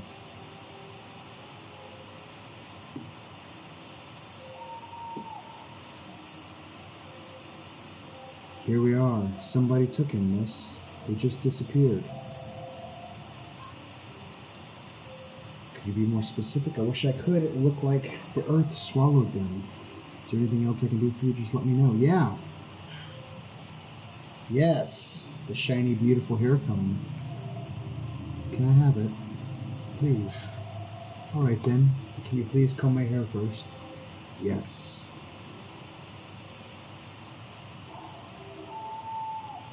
Now kill it! Oh, thank you, my lady. You were very kind. Let's go back to them spooky spookies. Oh, wait, he needs the meat.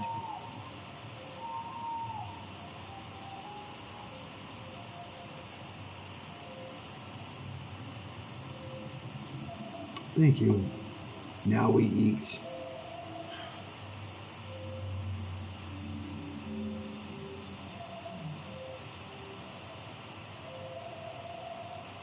Also suffer from narcolepsy sometimes, and I don't. Whatever, man, I don't care. Give me them pills. Use that on this.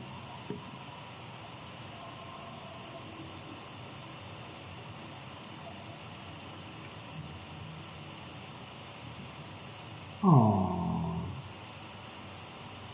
Oh, thank you, friend, the person. You finally did it. Oh, look at that.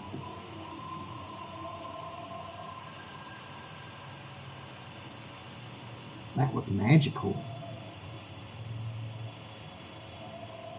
Alright. We're going to stay in spooky land. So we can now use the key on the door. You guys doing good in there? How you guys doing? What a curious little door.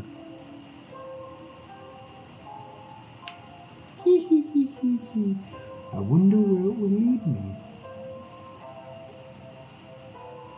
Hey, David. Why did I not notice you there before? Oh, I passed out. This keeps happening. Double personality.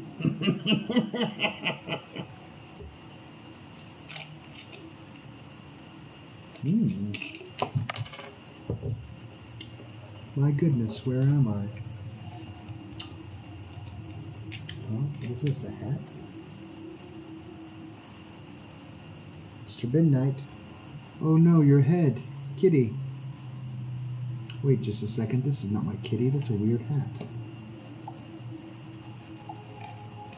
Welcome home, beautiful kitten. We hope you like your new bed. Be nice and eat your food. Love, Clara and Mia. Psychos.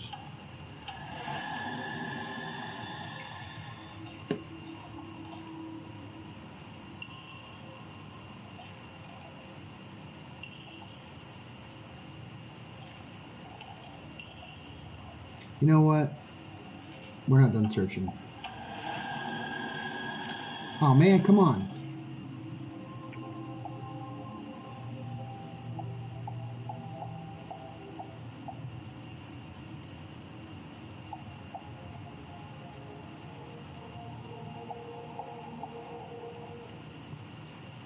Ooh, a book. Let's steal a book. Oh no, those matches.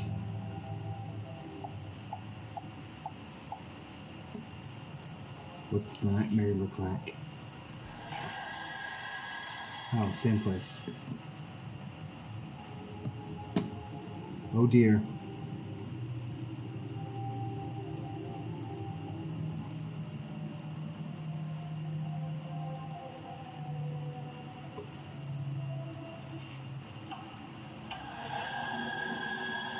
Yep.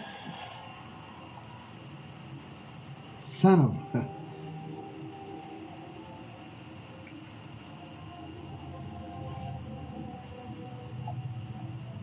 Ooh.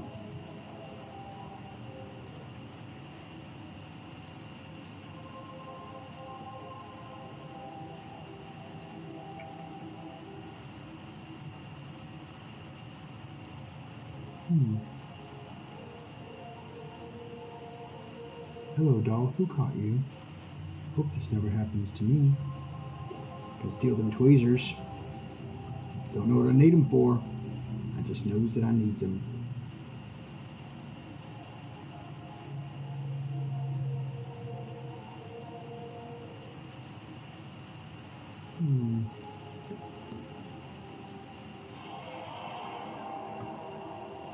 That's sort of creepy. Oh! Moving on up, up. What about you, Mr. Bunny?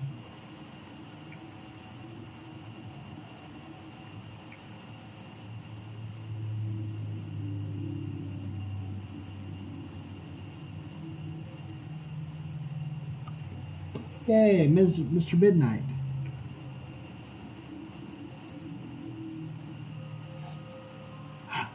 It's a kiki. I had a dream about you, and here you are. Thank you for not giving up. I love you, my friend. I love you too. Mr. Midnight, I really miss you. Oh, dear friend. How did you find this place? After those people took you away in the woods, I tried to follow them.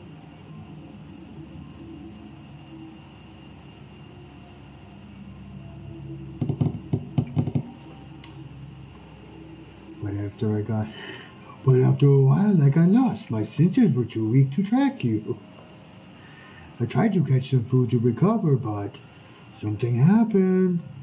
Somebody took me away and put me in this cage. I will open the cage. We need to get Aunt Grace. Friend, I'm very tired. I wish everything was just a bad dream. It's gonna be fine. Friend, can I ask you something? Sure, Mr. Midnight, what is it? Did you feel my presence in your dreams? Yes, I did. You told me to take medicine to find you. I'm gonna stop talking like that. You like that voice?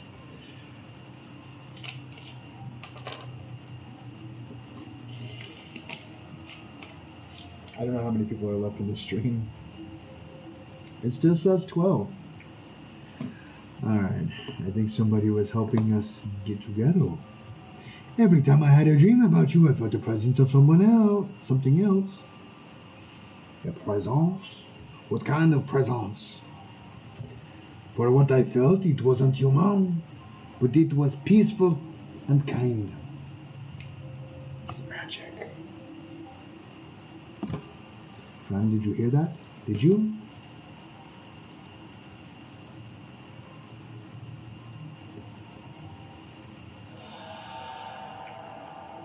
I mean, creepy? Sure, I guess.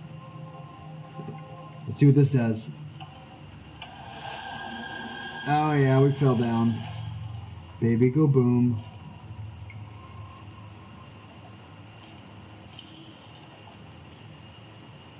Oh yeah, let's do this.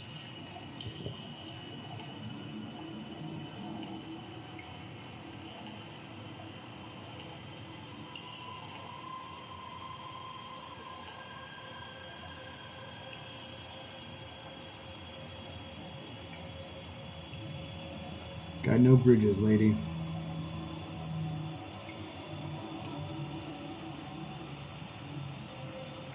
Oh. There you are. We were waiting for you. Where is your head? My head? You precious thing from the other world. Would you ever believe us? I'm confused. Ladies? Ladies? What are you talking about? Frenbo, that's your name, right? And your mom and dad died tragically. Very brutal, right? And now you really want to know who killed them, right? How do you know? Which voice do you want? We just know. We have to. We're part of this world. Slow down. How is it that you know all this? But don't be sad. Bad things happen to all of us. All the time. I wish I were at home with my mommy and daddy now. Don't wish for things that can't be done. Find solutions and answers. I wish I was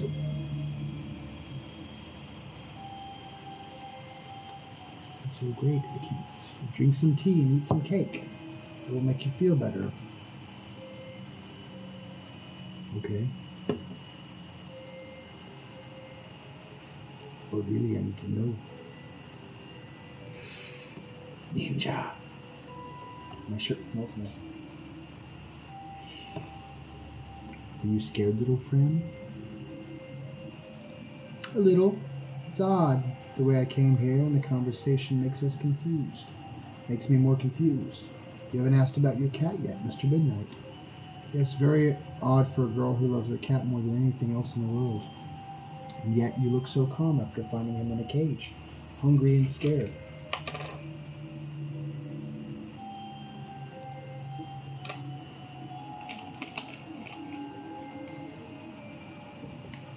I love him. Did I say drink cake? Well, you put it in water.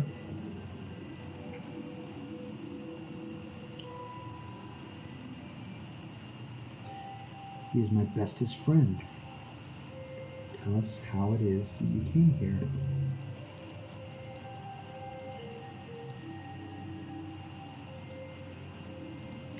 I don't care about all this.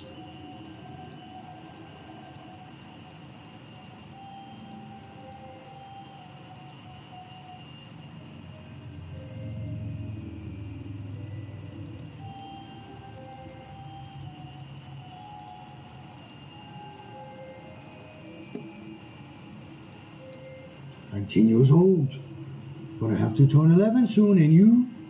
We're 16, much older than you. So you have to obey us. Opens a cage. You haven't even asked our names. That's not polite.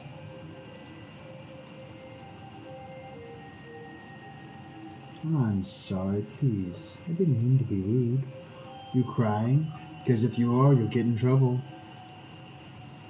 If you don't do exactly as we say, you and your cat will die. Do you understand? Whatever you need. Yes, ladies? Good. Now listen to us carefully. We need you to perform a little magic trick on us. Do you like magic? Magic is magical. Who doesn't like magic? Anyways, this magic is very powerful. It's tremendous and dangerous. Here's the recipe. Be cautious and precise, otherwise terrible things can happen. You'll need the heart of... Reading that.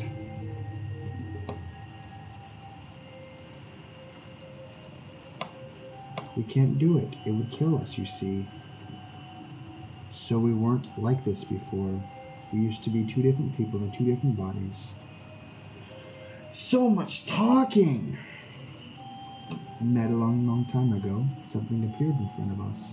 We thought it was an angel, but it was not. We decided that we should spend eternity together. He cursed us like this. We never understood why. We have a spell to bring him back. But we will do it later. You are not attached to each other anymore. Show him he's powerless. He will regret it.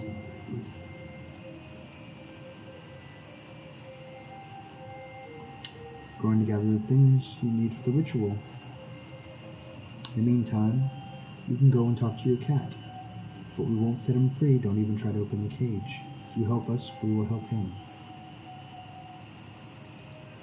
Thank you. I'll go and talk to him. Snatch it.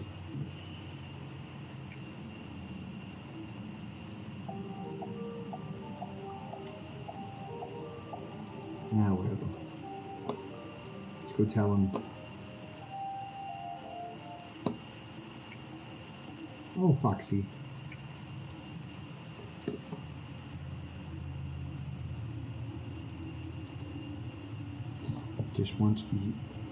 They just want to utilize me.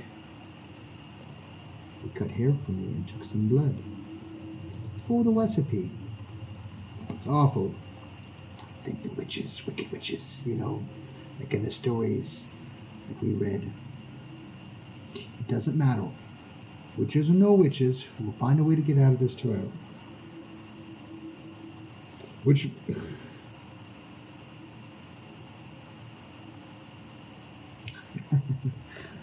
I don't know which voice y'all talking about. I don't know, Fran. What did those girls tell you? They told me they weren't attached to each other before, that they would get revenge against the one who did this to them. And they showed me the key. I'm pretty sure it was for the cage. They have evil inside. I mean, maybe someone had a reason. I guess we have to fight evil with evil. There must be something that they're really afraid of. I don't know. I'll see what I can find. See you soon, my dearest.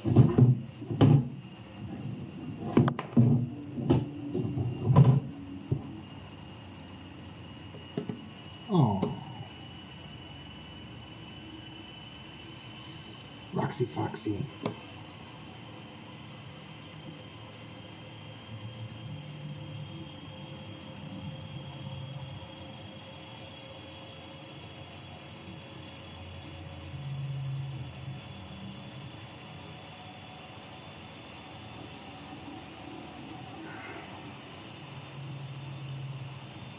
The heart of a frog, the head of a young virgin, and hair and blood from a black cat, a pentagram made of ashes, the burnt body of a fox.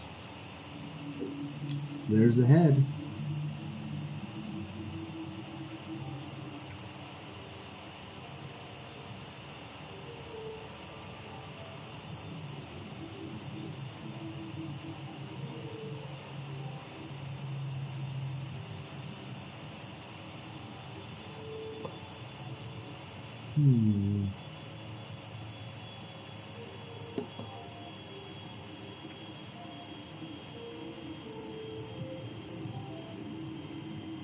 I need the frog's heart.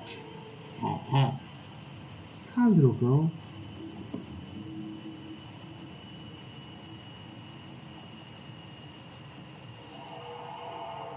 Oh my goodness, that smell.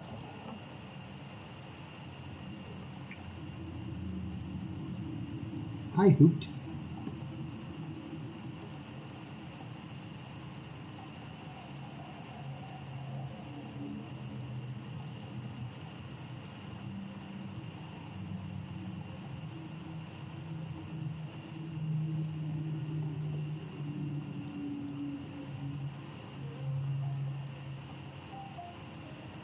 Ah.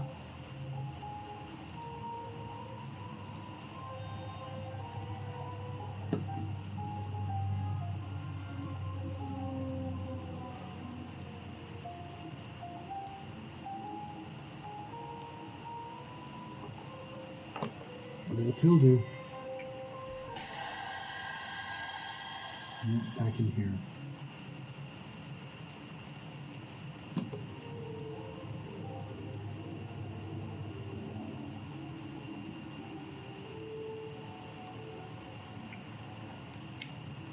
Oh.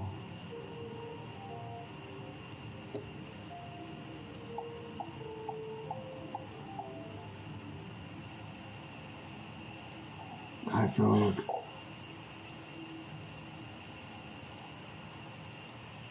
Me, I'm a toad. I have to tell you something. What is it? You are in great danger. Don't trust the girls. Why do you say that? Look, girl, I'm a toad. And I know I can swim away from this place. But they won't let me. Every time I try to get out of here, I magically come back to this house as a huge magnet. A toad and cat magnet. They love us both, but will not give us love. Just use us. Don't trust them. You know what? We're not going to trust them.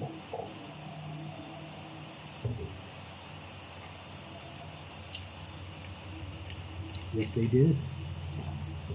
Did you see the dead girl in one of the rooms? She tried, but she did it wrong. What should I do? I'm not a clever toad, but if I were you, I would be creative.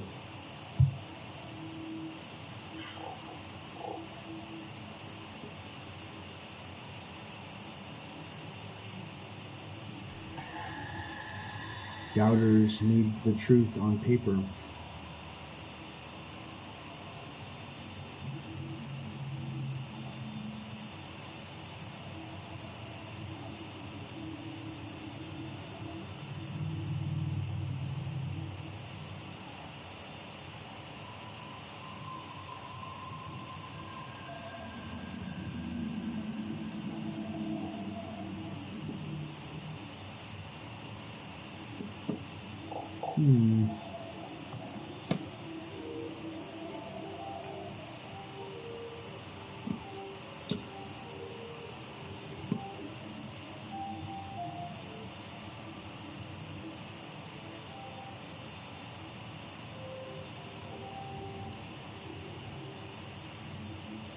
Need to find that fox.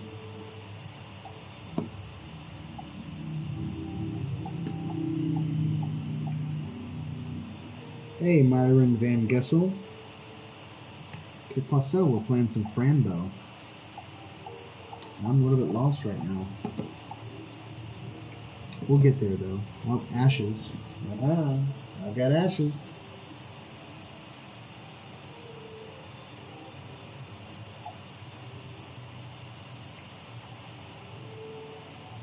Ashes inside. It's a terrible computer.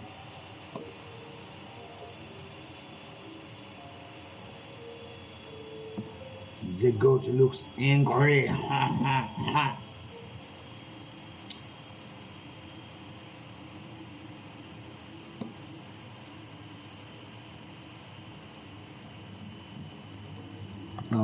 Okay. Nope.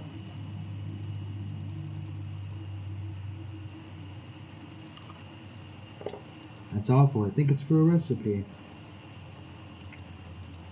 Yep. Okay. You're right. No, friend. What did these girls tell you? They told me that they weren't attached to each other before and that they will get revenge against the one who did this to them. They also showed me a key. I'm pretty sure it's for this cage. They have evil inside. I mean, maybe that someone had a reason. Do you think we can do something to change their minds? There must be something that they're really afraid of.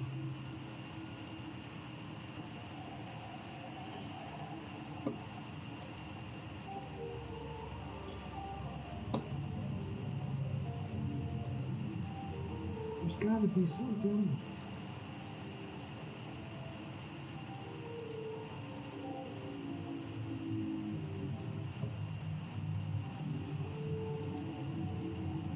Anybody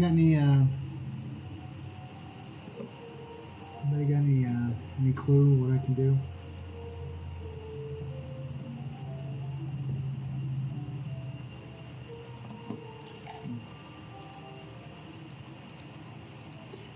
They're twins, dummy. Boobies. It's the house.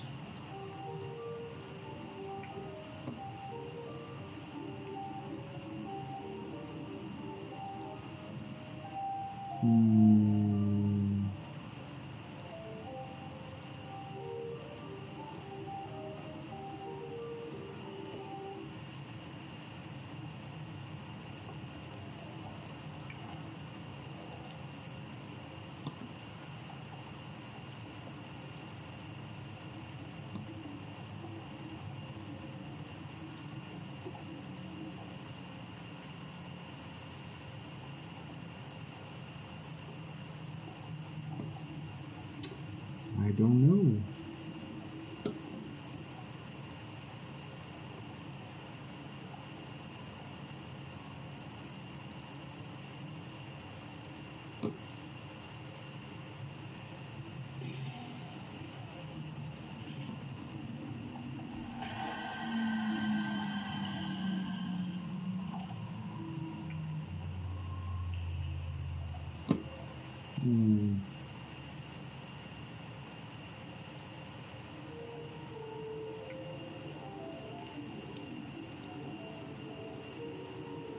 Negative Ghost Rider.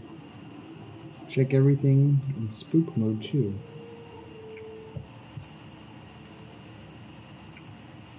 Yeah, when I go up there, I fall back down.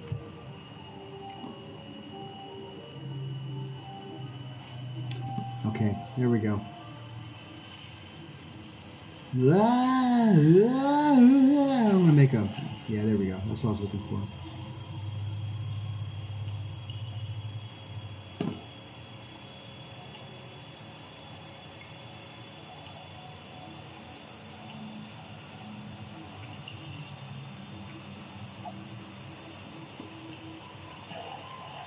Damn it.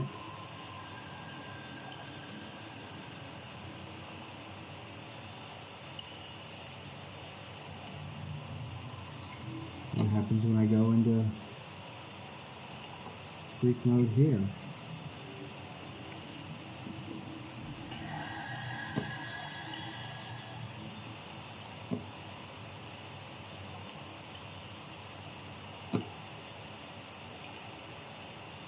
We're about the top.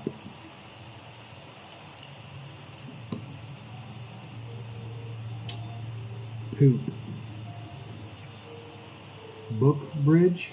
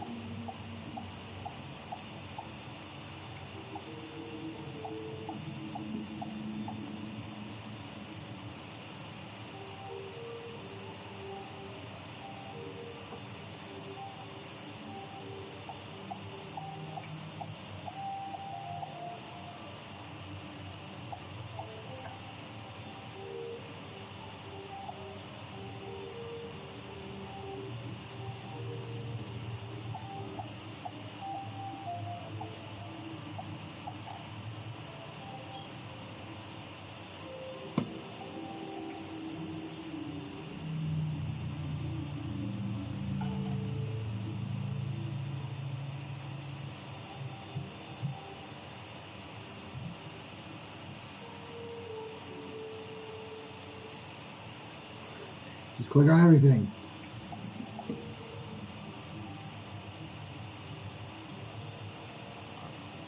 Four trees.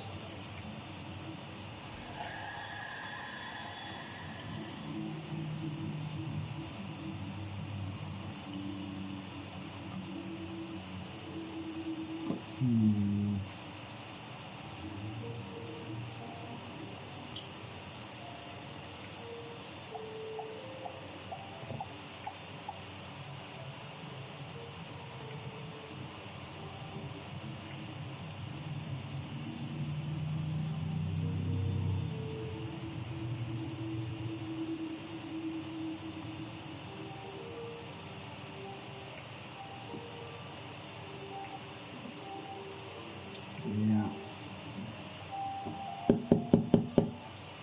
I'm stuck. Let me see what I can find.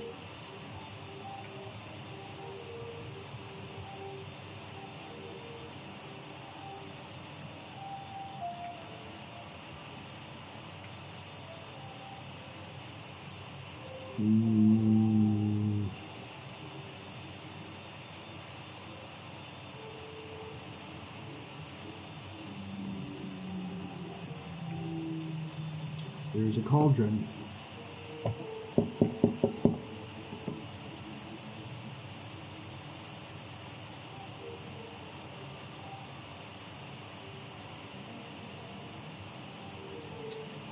don't see it. Is there a cauldron? There's a cauldron.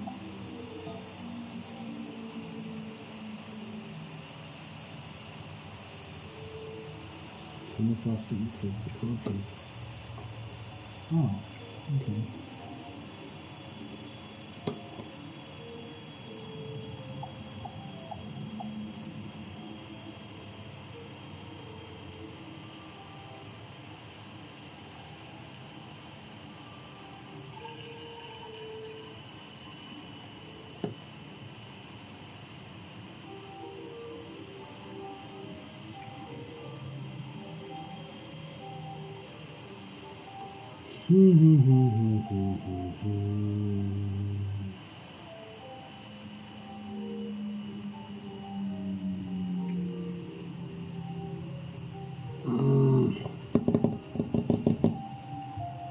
Okay, it's saying something about in the twins' bedroom, pick up tweezers, go back to their broom room, open the attic, go upstairs, turn on the lights, talk to Mr. Midnight, and he hears something, they go back downstairs, until the twins go away. Go into the room with the faucet, behold it word, open the window, go outside, pick up the plank.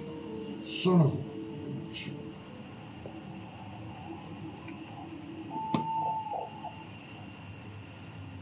Got it.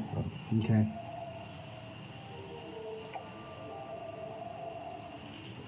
Try that again.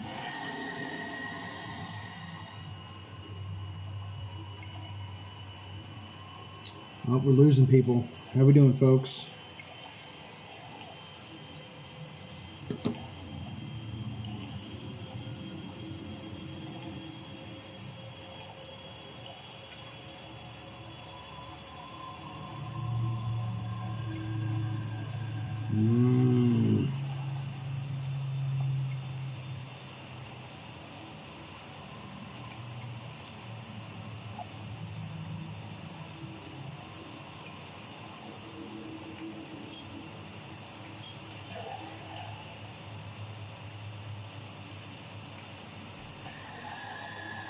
Shortcut.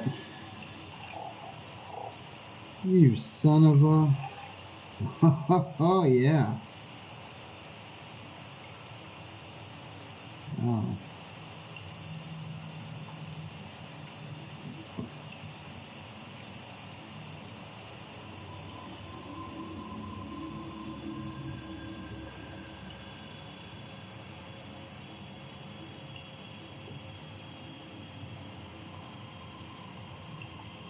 Oh.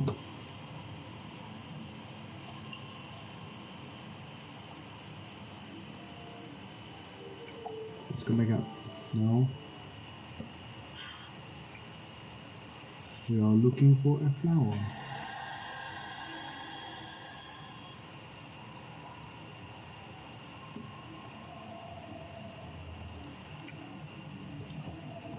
Blood from the executioner of the ritual. That's me.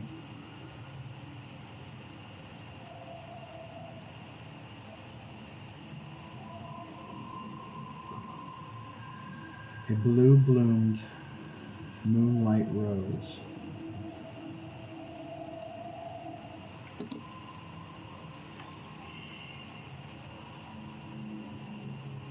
Oh. Yeah, I got it. Okay. Now I have blood.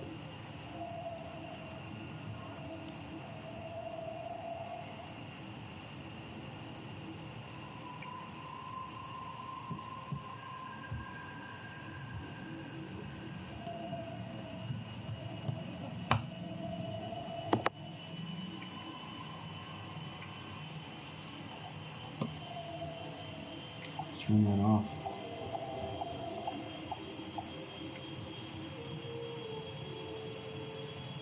Oh, Superhouse stream started. Whatever. Nobody loves me. I don't even say goodbye.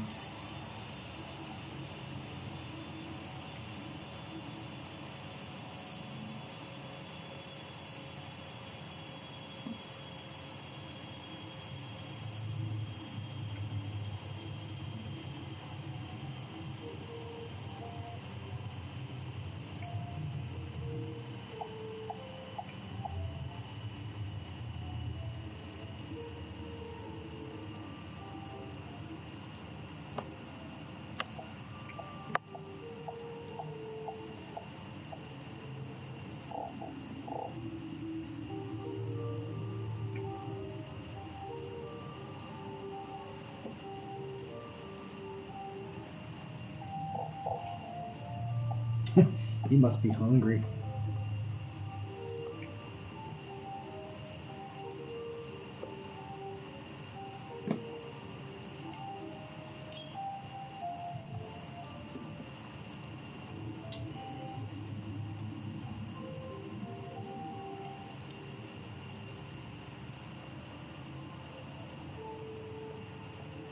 Hair, you say? There is no hair needed. For yourself. It's written down here in the recipe. That's true. How could we miss that? All right. There. Now get prepared.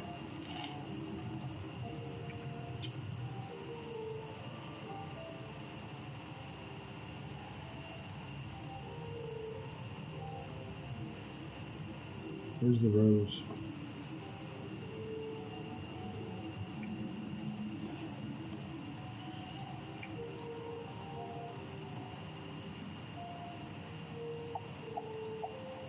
Maybe outside.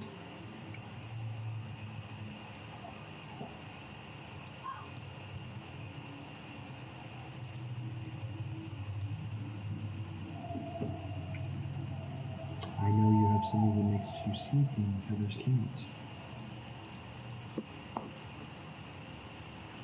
These pills cover well.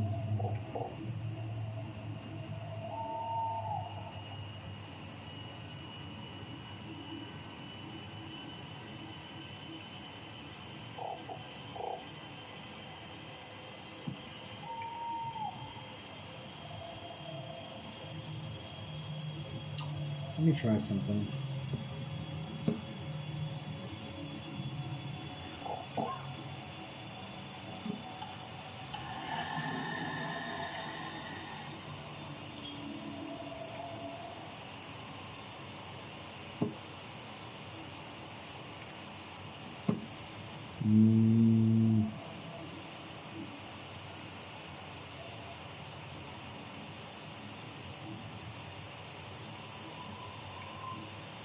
Oh.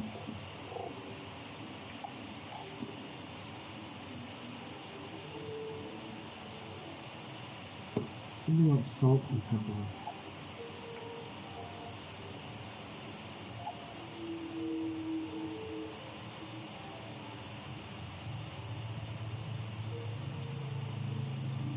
Oh.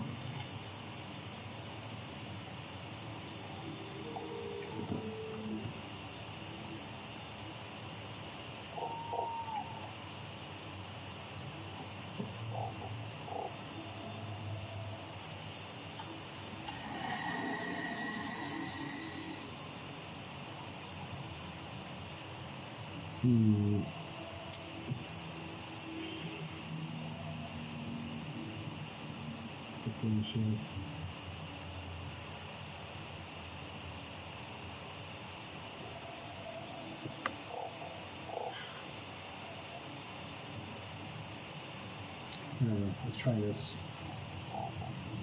Or let's.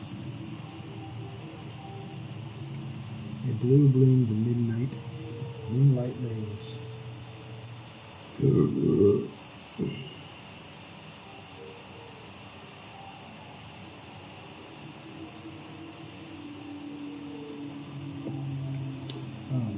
Go down. Go inside the twins' house. Use the poles, climb up the walls, hit the place, follow ball, burn the connection. Go down, pick up the message in the bottle, the frog down with the tweezers. Place the seed in the water like the moonlight. Oh.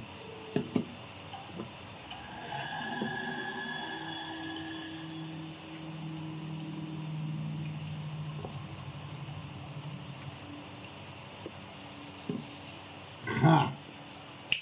Got it.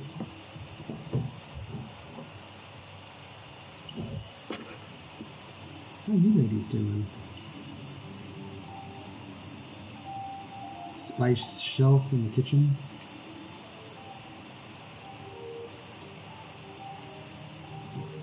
I got everything. No.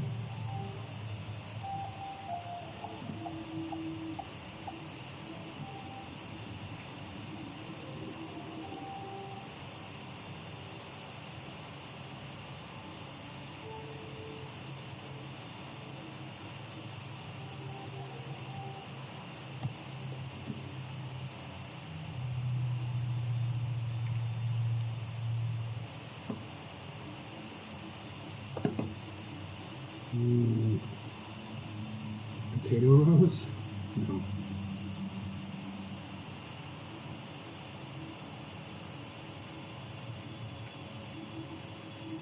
Oh, I got to do some cooking. The man's work is never done, especially when he's a little girl. Wait, oh God, that sounded terrible.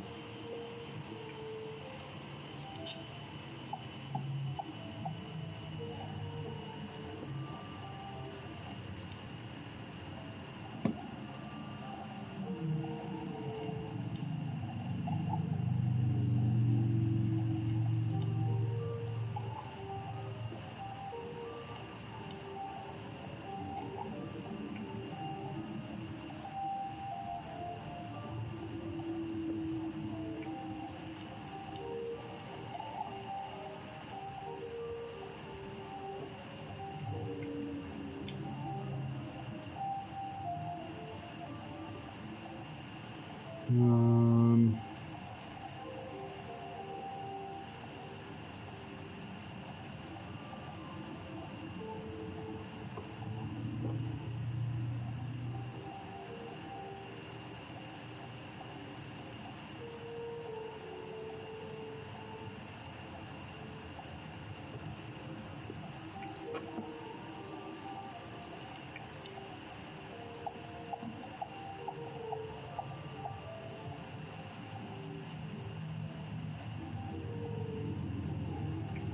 mm,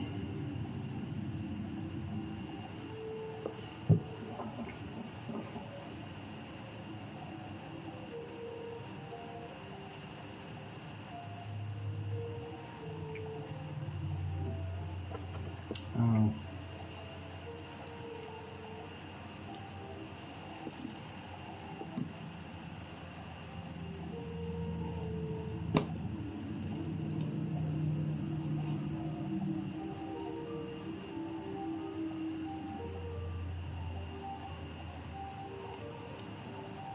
Draw a pentagram with ashes inside the black and white square.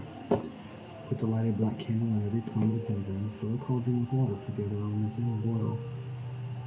Pour over the person.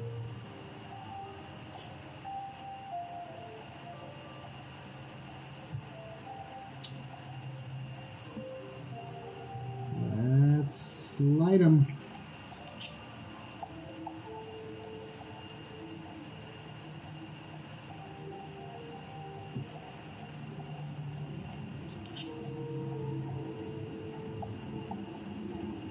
There we go.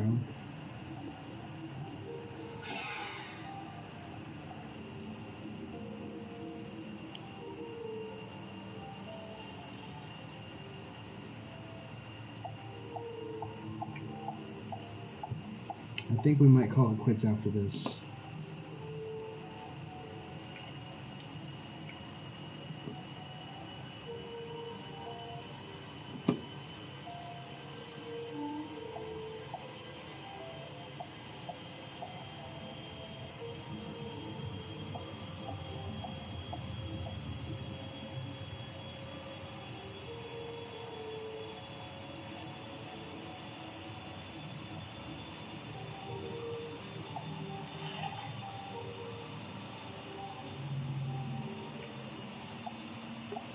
Bombay, Iraq, or Begalama, or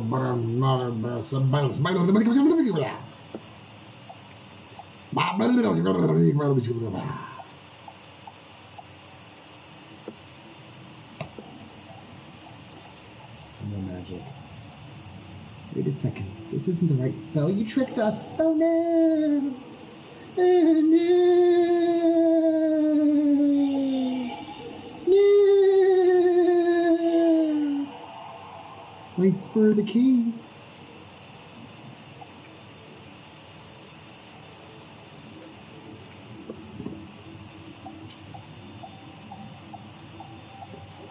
My magic gibberish, those are magic words. I just cursed you. I mean, it wasn't. Whatever.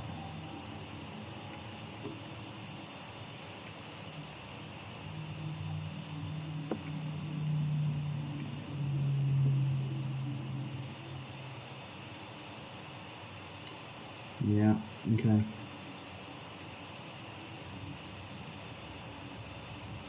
Yeah. Yeah. Chill the F out, cat.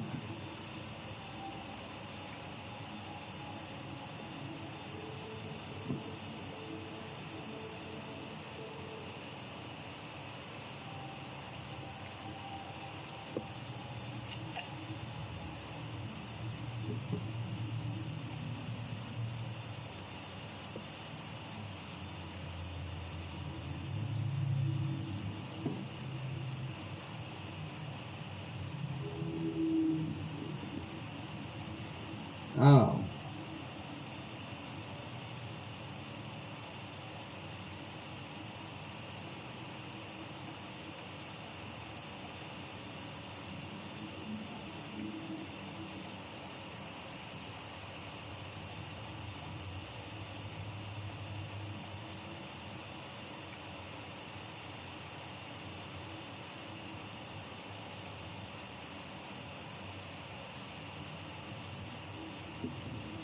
Oh, man.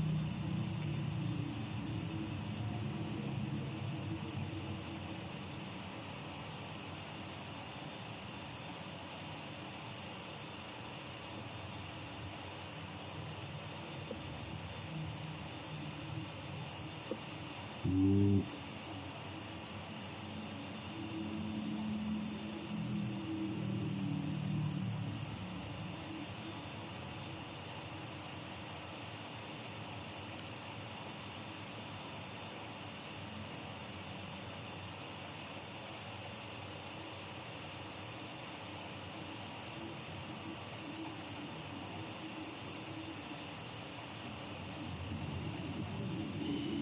Give me a minute here.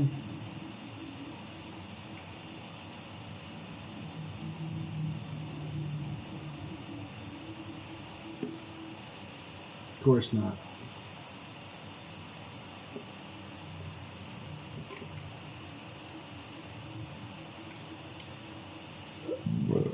I got this, hang on.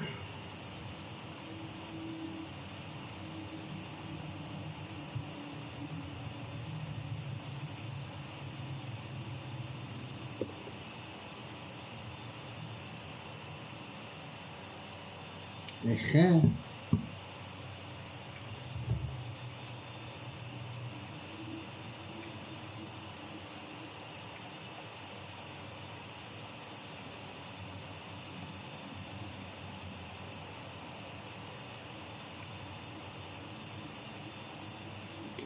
Nope.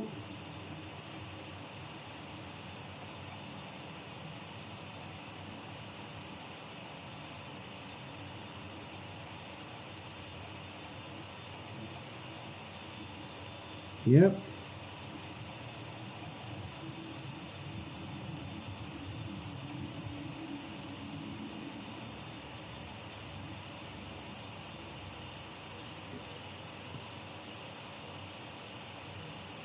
While that is spinning, that is not what I want.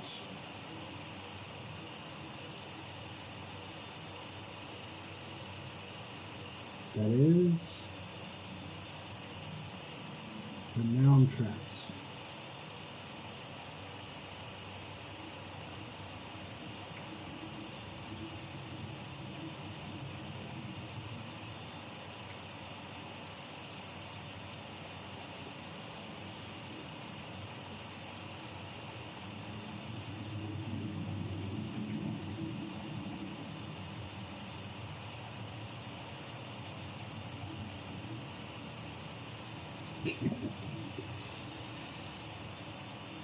Let me see if it resets. Yes. Okay. Try this again.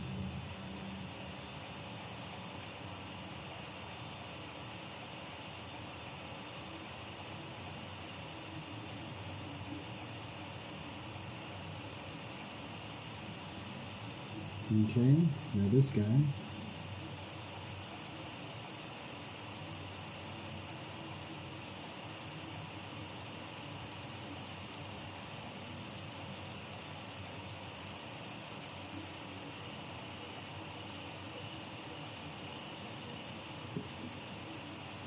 Oh, that was right. Okay.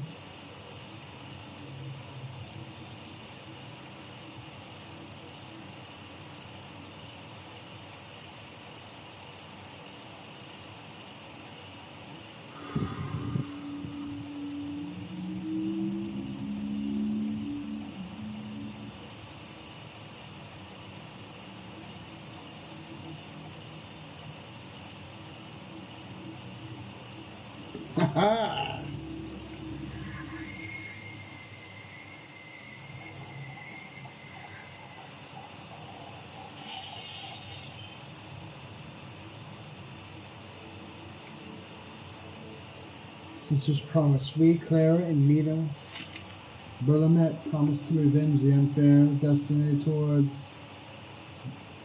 designated for us. In blood and tears we promise that we will kill him and bring our bodies back. We will not stand for this any longer. Even though we are sisters, we hate each other. We'll always hate each other, and nothing will ever change that. But now, our bodies attached to each other, we can complete our task. The strongest will live forever, and the weakest will die. Mother must die.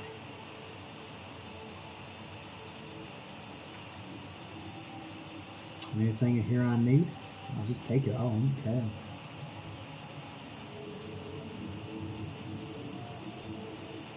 Go back up on the stairs. How you guys doing?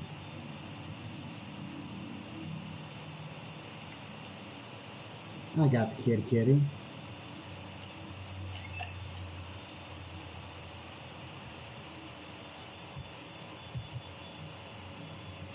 Yeah, we got 10 people in here now. Got the kitty. He's drinking our tears. This feels so good. I'm free for him. My good friend.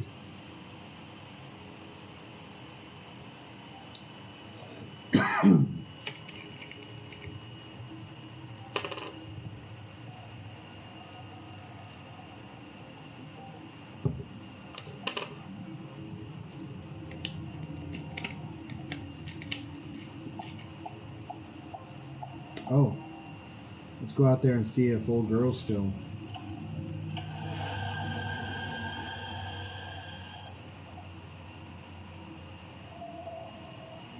Oh, whatever.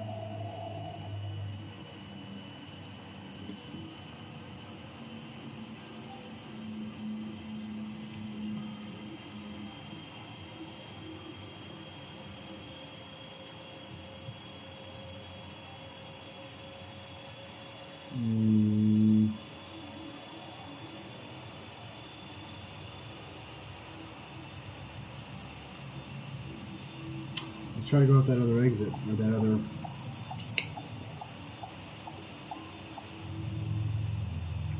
hooty hoo. Hooty woo.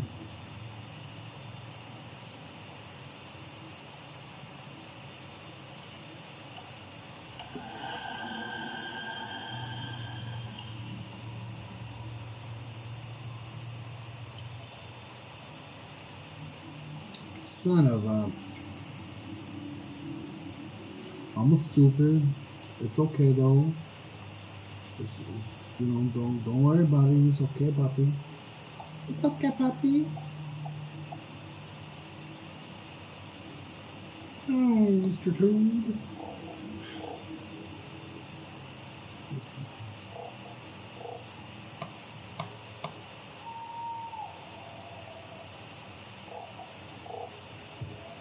I would love to help you, but I'm too tiny, even though my body is quite mobile.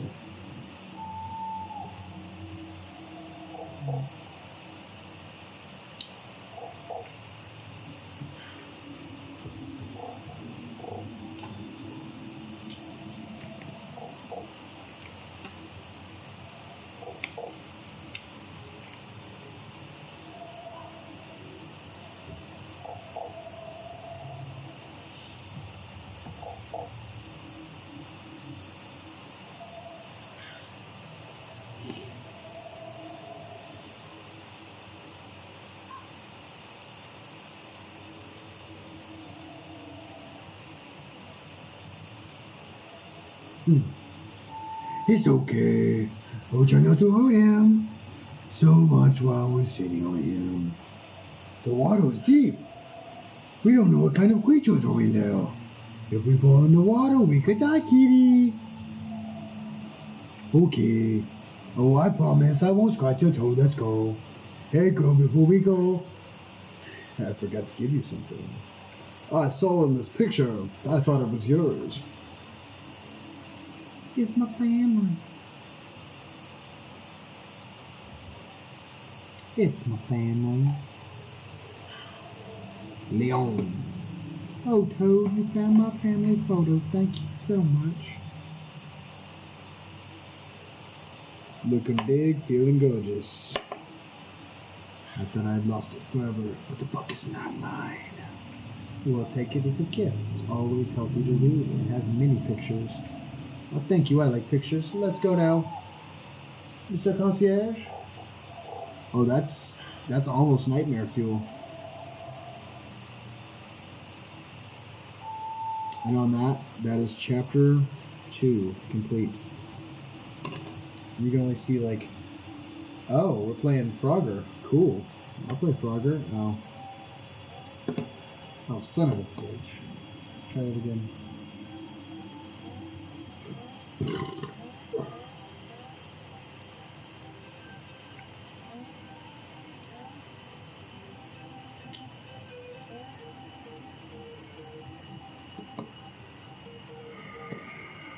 Give me something. Bam. Bam, mother.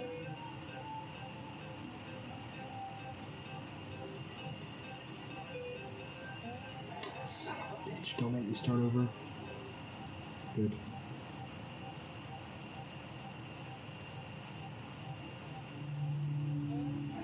Would you stand there?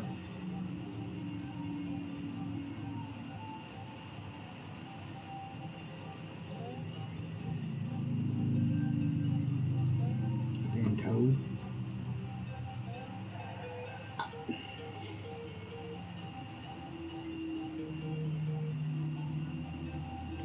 MLG, you mean Major League? Is that what you mean by that? I'm not sure.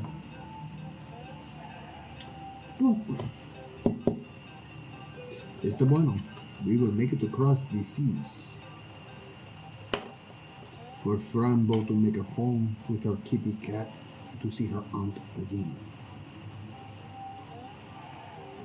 I have fallen in this water one too many times. I do not like it. It makes me all wet and slicky.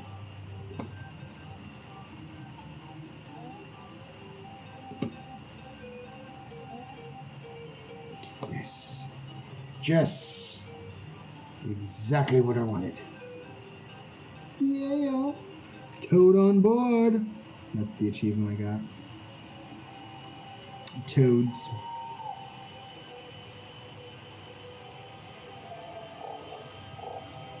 Y'all ridiculous. Here we are. Jump off me now. Let's go, kitty. Well, now it's time to go home. Hope you find your family soon, Mr. Toad. Thank you. You too. Farewell. Goodbye, sir. And thank you for the ride. Because that means the voice of a little girl. Fran, what should we do now? On your way back home, kitty. It's strong, and really soon all scary things will appear. I'm so hungry and sleepy, I want to go home. Me too, kitty. We'll find the way. Do my best to help you, dear. Let's go. Nightmare sauce! Aww.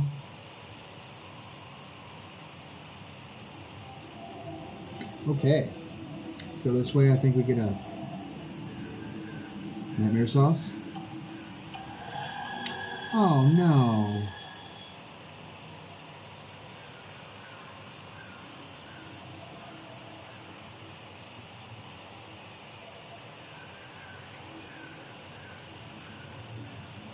Oh.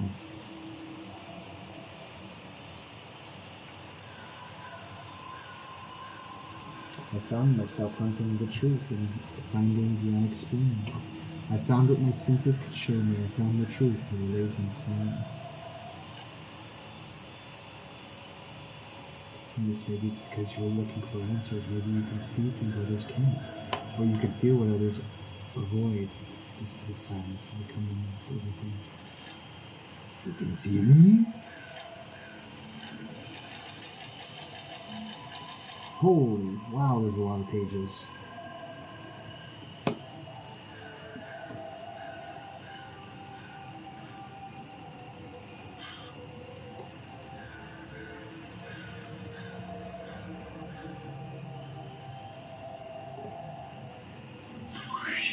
Kitty falls off.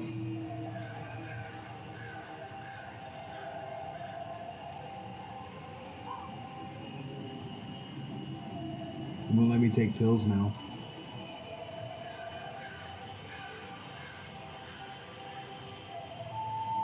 Friend, wait. That gave me a little bit of a jump. Like a little tiny one. That's pretty good. Kawaii Genki. Oh dear, I can't hold anymore. I don't want to die. You won't die, my friend. Come on, you can do it. Jump. Alright, here I go. His little paw. I got you. Butter hands. Friend, no! No! Oh no! Don't be afraid, friend. We always fall. And after the pain, we will always rise. Always rise.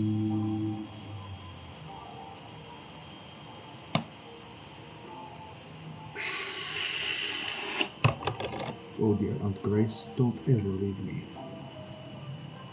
Don't cry, little girl. Your heart is pure, but your mind is tormented.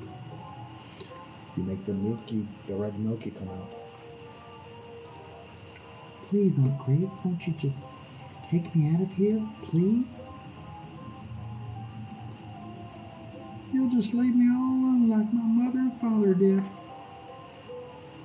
I'm sorry, my dear Franny. You will soon understand. Boo-hoo-hoo, boo-hoo, boo-hoo.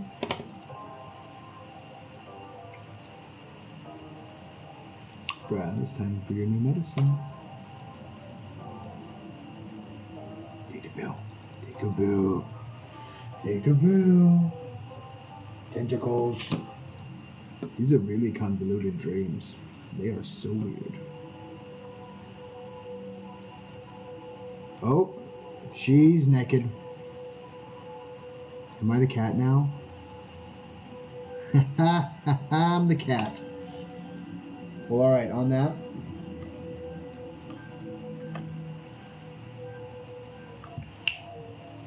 Let's make sure it goes back to that. It sure does. We're going to wrap this up. Red-pilled Frambo. I know, it's too bad. Ouch, crap, Dio, what's up, man? I don't know if he's still here, but hey, Dio, give me $500.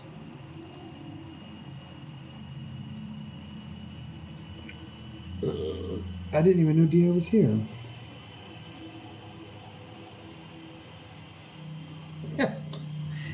What's going on, Dio? Oh, that's Frambo. I hope you guys enjoy it.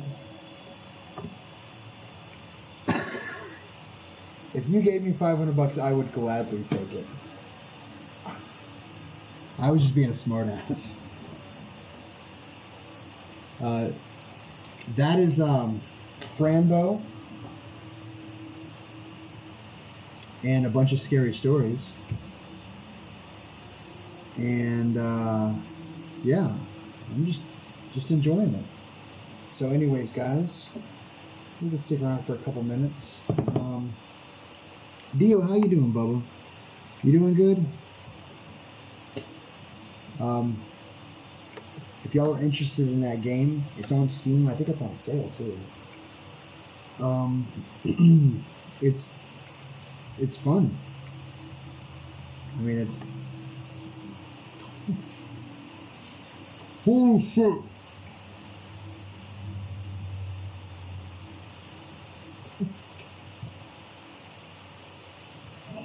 Oh no, you did not.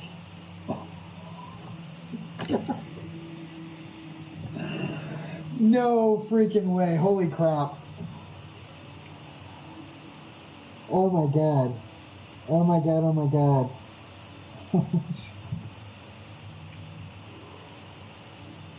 Ooh! I was really kidding. I was. Oh my god! Oh my god! That. Holy Jesus!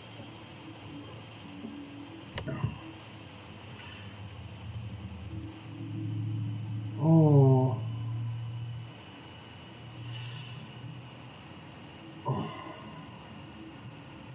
Yeah, yeah. No, definitely. The man, the myth, the legend. Um, I was. Oh my god. Oh my god, oh my god, oh my god. That is. Oh my god. And then. I didn't even. Holy shit.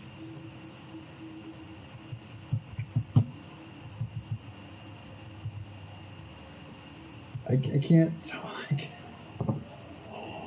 Oh my god. Oh my god, that's awesome. Oh my god, oh my god, oh my god. um, I mean, that helps me. It really does. I it helps a lot, a lot, a lot. Um, holy shit. Oh my god. Oh. Dio, I'd give you a big old hug and a wet sloppy kiss right now if I could. Holy crap. Oh, holy Jesus. No, my bank account was negative. So now that's going to bring me back to positive. It's, oh my god.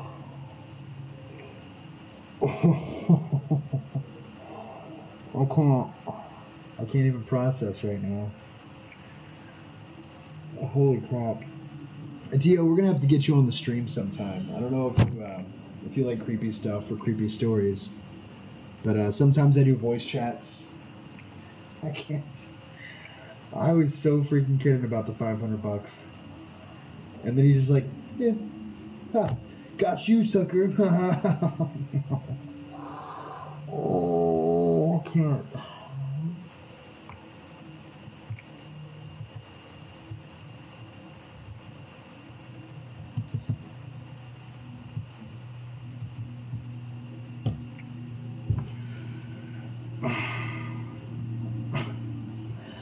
Oh my god.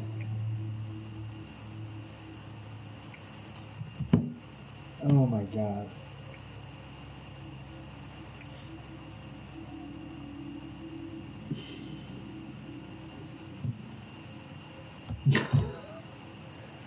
Oh man. You're. Yeah, no. I'm never gonna ask you for anything ever again. I can't. I couldn't do it. I couldn't do it. Um. Holy crap. I cannot backflip. I would break my neck. Um. Well, thank you, Dio. Um. I can't. I can't process. Oh my god.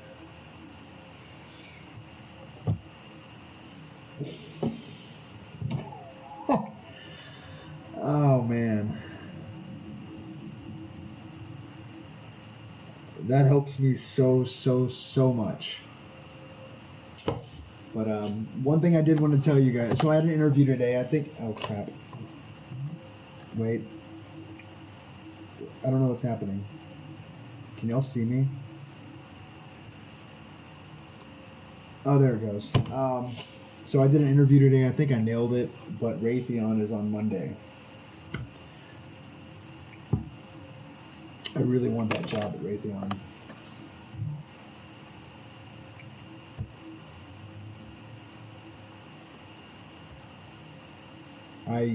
Yeah, so fingers crossed.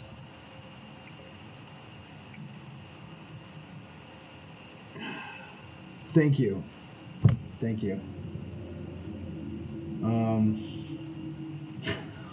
Jesus.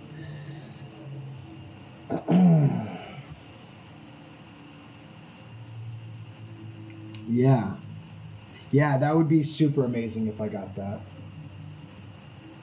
The job doesn't pay that well, but I just want to get in the door. And I'm probably going to end up cutting my hair this weekend. I'm probably going to do it. I don't know. I really want this job. Let me turn on the light real quick. Holy Jesus.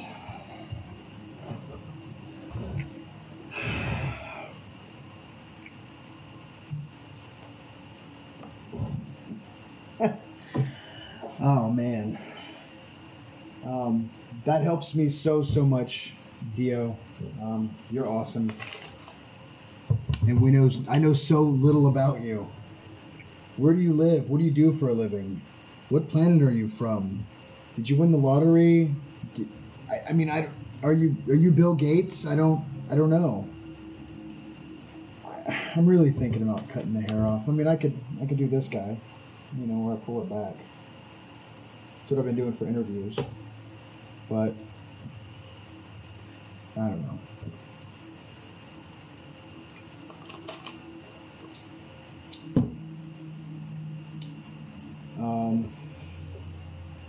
Dio is Bill Gates confirmed.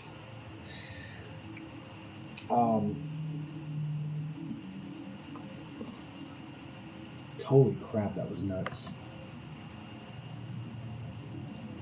Craziest freaking from Dad's planet, Kepler or whatever, actually. The job I work in a hospital fixing x-ray machines. Oh, I almost had a job doing that, actually. No, it wasn't x-ray machines. It was going to be... What was it going to be? It was a machine that shot protons at cancer cells. But I went into the oil field instead. No, so when I was in the oil field, I used to... What you just did to me, I would do to Nathan. And it's totally different on the receiving end. It is super.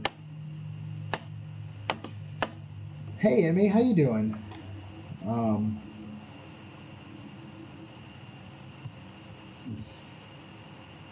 Yeah. So I do electronics for a living. So that's what I like to do. Or, well, I mean, I'm good at. And I kind of like it too.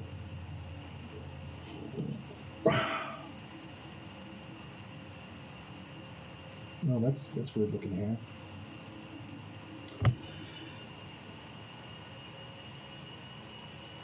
Oh, I heard of those. The proton charge machines.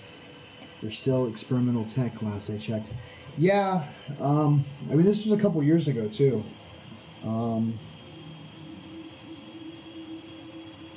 No worries, Emmy. Thanks for stopping in. Yeah, I didn't know a whole bunch about it, but the company wanted to bring me in to do some tests. You gotta qualify for the job, and I mean I do pretty good electronics and micro soldering and all that crap. And Lauren left for a bit. She's not gonna lie. No, it's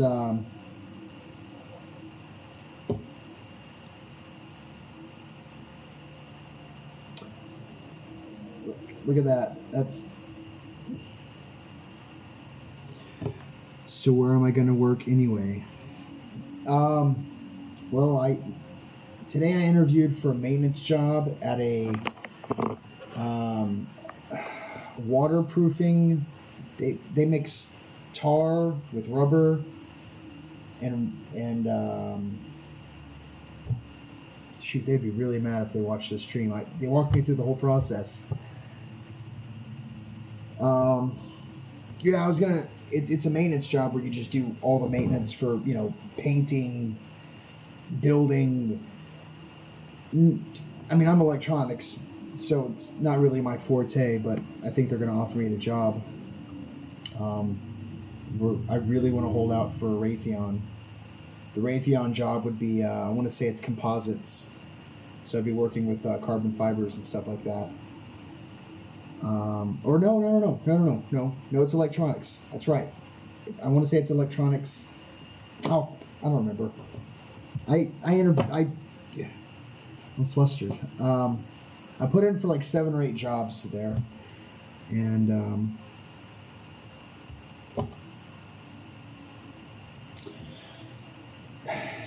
yeah, it was like composites, there was electronics, there was QA, there was all those jobs just kind of revolved around that right there. But yeah, we'll see. I'm really excited, and the jobs don't pay well, but same company. Put in a good word for you. If he's in Texas, I'd be down for that. No, that's cool, man. It's I mean, I'm really bummed at myself. A few years ago, I interviewed at SpaceX, and I failed my math. I forgot my math. Like simple math, electronics math, and I missed out on that job, and I was really bummed about that. And then a recruiter called me out of the blue just last week and said, "Hey, I'm a recruiter for Raytheon." I'm like, what? No, that's cool, man. And then I also got an email about Lockheed looking to hire. But I'd go to Raytheon. But yeah, so last week when everybody donated, they got me the hotel for the week. Which, thank you. Thank you so much. Why does my hair look purple? It's something reflecting off. I don't know. But yeah, I don't know. I just need to find work.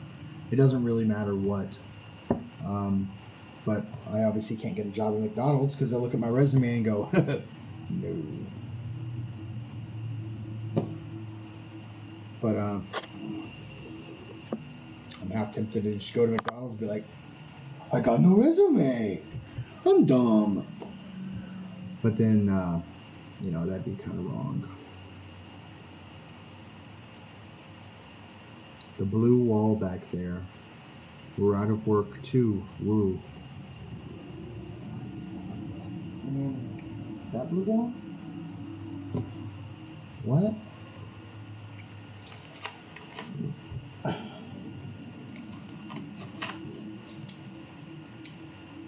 Confirmed. Frozen Pepsi unfreezes. The taste is fine. Yes, Cianta, I'm ending my stream, but ridiculousness happens. Oh, the blue light's messing with my hair.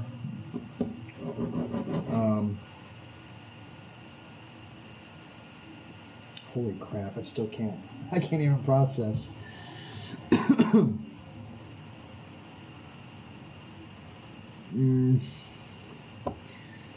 Oh man. Yeah. But once again, Dio, you're a blessing, man. I was that helps a lot. It really helps a lot.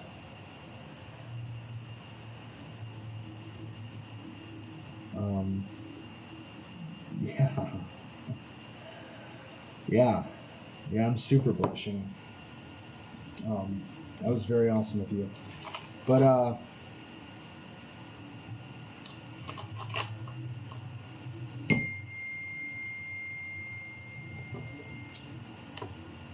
anyways, we've been going for about 3 hours, and I want to stay live just because he did what he. But I've got to go offline. I got to get some sleep. I got my interviews tomorrow.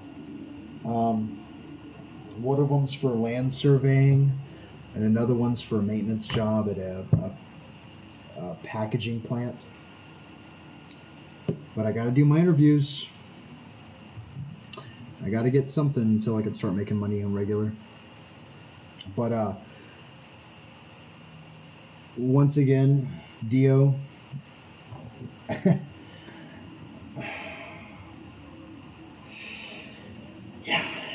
Yeah, thank you so much. Yeah, I'll be live again tomorrow, guys. And yeah, some more spoopiness. Maybe we'll play some more Franbo or. Oh, I gotta download. Oh no. No, I got one for you guys. We're gonna play The Forest tomorrow. After some stories. Yeah, I gotta go. I gotta get me some sleepy sleeps and check out Nathan's stream and a little bit, show some love. And I gotta go to bed. I gotta wake up early and do interviews tomorrow. Yeah, I'm just really hoping for the Raytheon one. But beggars can't be choosers. Nathan's stream got dead. Oh. Where's Nathan's stream?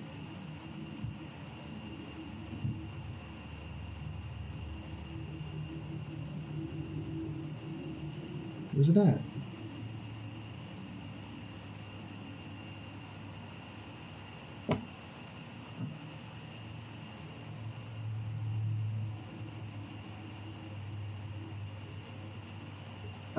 Pip played that one. I guess it's not as scary as the first one. Death Stranding. I pre-ordered that game like forever ago. And Superhouse channel.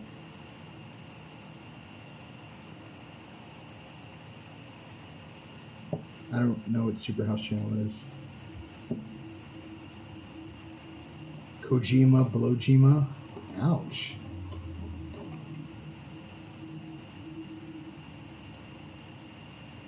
Which one's the Superhouse channel? Nayplay?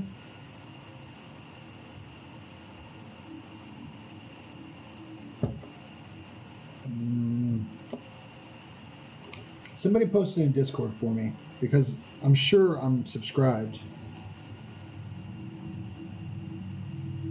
Oh, Superhouse. There it is. Found it.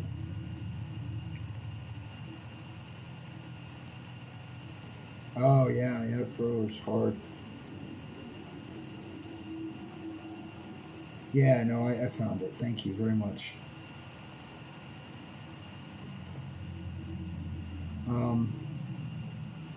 But as much as I'd love to stay and chat with you guys, I have to go.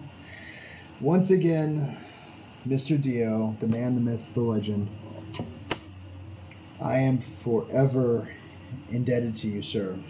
If you ever need help and I'm doing good, I got you.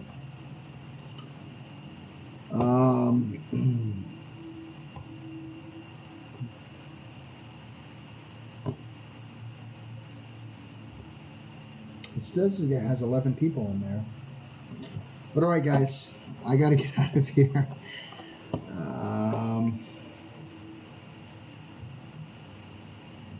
Well, Holly, I gotta go. I'm sorry. Love you guys. Y'all are awesome.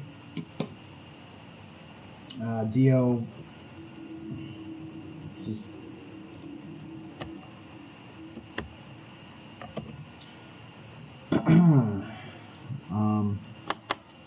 audio. I'll have to get with you. Are you on Discord? If you are, you'll have to send me your information. I'll have to send you a Chappy shirt or anything from the Chappy store because I gotta do it. I gotta do it. You are. Oh.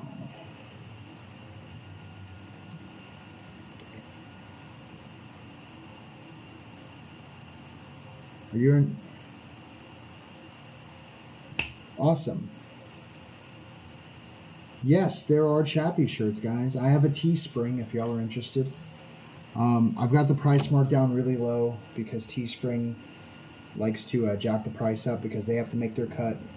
I only make this much off each shirt. It's like $1 or $2. It's really. Where's the link? Teespring. Yes.